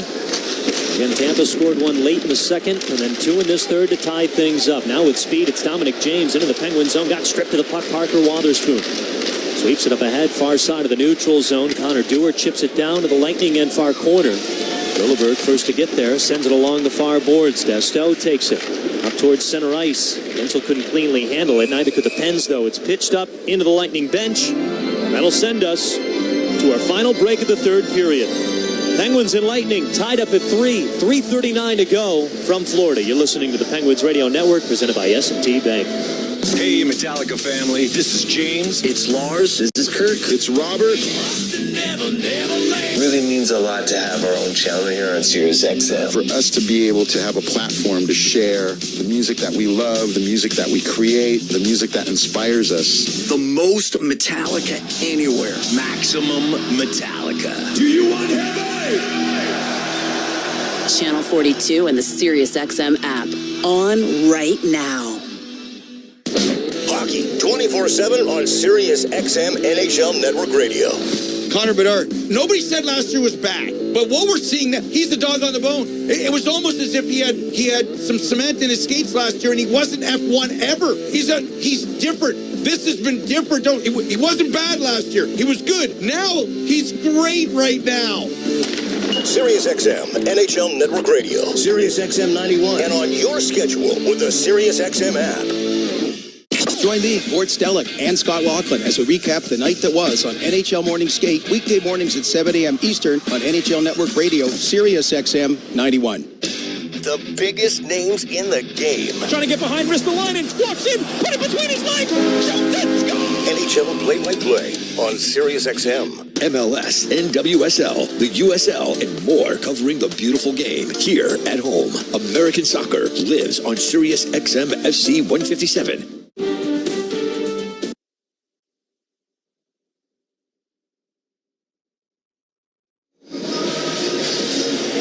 3-3 back here in Tampa. 3:39 left in the third period. Big moment of the game. And this Saturday's Powerball jackpot now has an estimated annuity of $820 million. $820 million. So don't forget to play at your local retailer or online. Pennsylvania Lottery proceeds benefit older Pennsylvanians every day.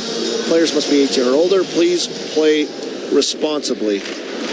He's the arm dog, Colby Armstrong. I'm Joe Brand. We're here at Benchmark International Arena in Tampa, Florida. Penguins' first meeting against the Lightning, the first of 3. As the Lightning try to break the puck free in the far corner, Mosher can't handle it. Waterspoon can't clear it, though. Punched into the boards is Holmberg, surrounded by a couple of pens, but a loose puck to the far circle. Glove save, Jari on a quick wrister from Yanni Gourde. Still tied at 3 with 3:14 to go from Florida. Fighting all the way back Tampa Bay here tonight. They played a real fast game and been so dangerous off the rush. Tristan Jarry's had his hands full and took him a while to punch through against Tristan Jarry. So many high quality, high danger opportunities. They found a way late in the second period and here in the third. Brandon Hagel continues to just bulge the twine on a torrent pace. Connor Dewar drags the puck out to the neutral zone. Will fire a shot on net to Johansson. He'll glove it. And then get ready to play defense basketball style with everyone cruising in towards the net. 3:07 to go from Tampa. We're tied up at 3. Power play been a factor here. 2 goals last game against Philly. They got 2 again here tonight as the Penguins. 2 for 4. 1 for 6 is Tampa Bay. Hagel with that goal here in the third period for them on the power play. Hagel with 3 career hat tricks. 2 of them with the Tampa Bay Lightning, 1 with the Chicago Blackhawks. This is dumped down to the far corner in the Penguins end. Gensel can hang on to the puck in behind Jari's net. Carlson will play to the far side and flip it rink wide down. Desto tried to swat it down. Mantha's got it to Novak to Malkin. They score! Second goal of the night for Evgeny Malkin, and it puts the Penguins on top with 2:43 to go here in Tampa.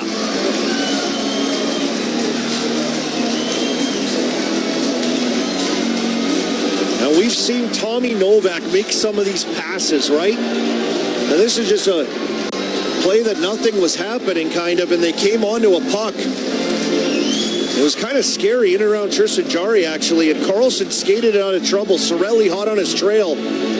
Carlson just kind of airmails it right in front of his bench across the ice, just inside the blue line by the penalty boxes. And Malkin met the puck as it landed. He comes crashing through on that play. I think they're trying to review maybe offside, but looks like they're going to let this one hold up. And Mantha got it off the scramble. Malkin continued onto the back door and in traffic. Novak collects that puck and just dishes it right to the tape of a wide open Evgeny Malkin on the back door. He's got his second of the night. And an assist tonight. Massive 3-point game for Gino and a huge go-ahead goal. 2:30 to go from Tampa. Penguins lead 4-3. Hold on to your butts. Lightning fighting for the puck on the near side of the neutral zone. Crosby angles it out to Chris Letang. Keep an eye on Johansson as the Penguins dump it down into the Lightning end. Radish waits for it. In behind Johansson's net. 2 minutes to go from Tampa. Penguins lead 4-3. There goes the Tampa Bay goaltender. Radish in behind the net as Dewar pesters him from the crease. Got it up to Gensel. 6-on-5 for the Lightning here. Sent up ahead to Bjorkstrand. Now to Hagel. Far half wall. Swung around the boards. Kucherov reaches forward in the near half wall. Radish back down to Kucherov. Sends it far corner. Went for a centering pass. No one was there. Still around the boards. At the near corner for Kucherov. Up to Radish. High slot. Back to Kucherov. Near circle. He'll go Radish. High slot again. Kucherov. One-timer. Shoulder save. Jari. Second attempt kicked wide. It pops up in the crease. Goes to the far circle. Bjorkstrand's got it with 90 seconds to go from Tampa. Penguins lead by 1. High slot Radish over to Kucherov. One-timer, pad save, Jari, loose puck to the near corner. Shea kicks it off the glass on the near side, and it goes down to the Lightning end. Well, a couple pucks just thrown in on Tristan Jari, able to make the save, and it was Ben Kindle the first time clearing it out of there. That time, Ryan Shea. Puck back in the Penguins zone at the far half wall with 65 seconds to go from Tampa. Swept up to the point for Dastow. Brandon Hagel with 2 goals tonight. Over to Kucherov. Jumped over his stick. Kucherov, one-timer. He scores.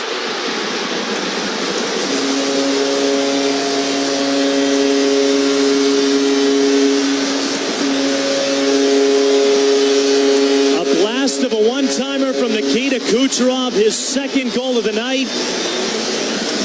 And with 55.4 seconds to go, the Lightning tie things up again. It's 4-4. And that's Kucherov from his spot. Just on that left flank to the left of Tristan Jarry. And how many times do we see him today? Shot pass, back post, shot pass, back up top.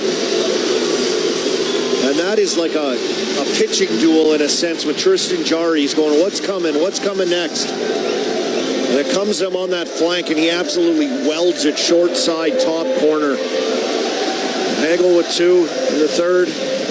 Malkin to take the lead for this second goal, and Kucherov tucks his second goal of the game, and we're going to have review to see if there was a hand pass prior to the goal. Oh, okay. What did we miss? Apparently the Penguins think that there may have been a hand pass. It's a gutsy challenge. See this. I mean, you don't make this call at 4-4. You go, okay, unless you know for sure, I think.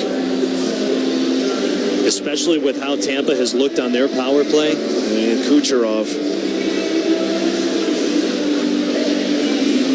Wes McCauley made the announcement. Corey Savret over there reviewing. And wind that clock back. That puck was dumped in, and Tristan Jarry tried to jump and get it. It went over his head, and a battle ensued, and Tampa ended up connecting and making that play to Kucherov. We don't have the numbers on the Penguins' success rate on challenging hand passes. Unless you can just lump that in with play stoppage. Because overall this year, the Penguins are 1 for 3. Don't need a calculator to know that's 33%. We're maybe looking at a replay here. As there was a clearing attempt by Erik Karlsson upstairs to Brandon Hagel. Did Hagel touch it with his glove? He may have. And then did not get it with his stick here. Karlsson clears it up the wall. We're getting a replay look at it here. He touched it with his glove off the wall. I don't know if it just hit him or if he played it with his glove. Nonetheless, it was played by another Tampa Bay player coming in on that. And so this will be up to the determination of the officials here to decide, did he play that with his glove or was it blocked off the wall? It was just hit him. Right. That's a little too difficult to tell on the replay whether or not it was actually played by Hagel. He does swat it down with his hand. I mean, it is a swatting move. Hayes passes through, misses the puck, and then it's come on to by Jake Gensel, touches it next. And yeah, like, that replay was perfect that we just saw. Karlsson gets the puck in the corner under pressure from Gensel, rims it up along the wall. Hagel shuts it down, bats at it with his glove. You can clearly see a hand batting motion. And then Gensel touches it after in the offensive zone. I can see how you'd miss it on the fly, though. It happened quick. On the replay, you get a good look. Here we go. Here's the call. After reviewing the play, it was determined that there was a hand pass at 107. Therefore, the call on the ice is overturned. We got no goal. That last angle and view that we got was definitive. As you could see, it wasn't just a block. Hagel bats his hand at it and gets it down, and the refs review, and they got it right. So a massive goal to tie this game is taken off the board. That is huge. What a challenge. The ultimate stick tap and hat tips to Madison Nickel and Troy Paquette. Penguins lead 4-3 with 63 seconds to go here from Tampa. They had to see something on that. You don't make that call a 4-4 game unless you see that hand pass. Once again, Johansson's pulled, but he has to play the puck. And the 19,092 fans here, the ones that are in blue, are frustrated. But there is a lot of black and gold here tonight. Lightning back in the Penguin zone. Cirelli over to Dastow, far half wall, downstairs to the corner. Swept back up to Dastow at the point. 35 seconds left. Penguins lead by one. Kucherov, one-timer, kicked wide over to the far half wall. Dastow's got it again. To Radish, to Kucherov again, in that circle, hangs on, downstairs for Hagel. Tough angle shot, stuffed out of there by Jari. Loose puck is taken by Lizotte. He'll clear it down. And it touched a Lightning player, so there's no icing. 16 seconds to go from Tampa. To Dastow with the neutral zone, ahead to Kucherov, far circle, cuts on in, fires, saved by Jari. Loose puck to the far side, killed over to the far wall, shot on net, goes wide, 3 seconds, Kucherov centering pass, wide of the net, 2 seconds, one, and the Penguins hang on in Tampa. Oh my goodness, all kinds of action and chaos. Jari again does it. This is a dogfight, gave away the lead. Got it back, and then Jari, as he's done most of the night with just some incredible saves right to the wire. Kucherov is an absolute nightmare. And the Penguins find a way somehow to hang on to this one. What a game here in Tampa, Joe. You talk about a full-on team victory. The goaltender, Tristan Jari, stands on his head. Out of his mind. The special teams on each side shut things down, elevate the play. The video team comes in huge. As everyone in this building had thought that Nikita Kucherov tied up this game late with his second goal of the night. Instead, a successful challenge by the Penguins video team overturns the goal, keeps the Penguins ahead 4-3, and they close out the victory. The Penguins pick up their 14th win of the year. And the Tampa Bay Lightning, who had a 7-game win streak, now have 2 straight losses, but a couple of 1-goal losses. And man, do you got to give credit to the Penguins tonight. Let's head on downstairs and bring in Anthony Mantha. And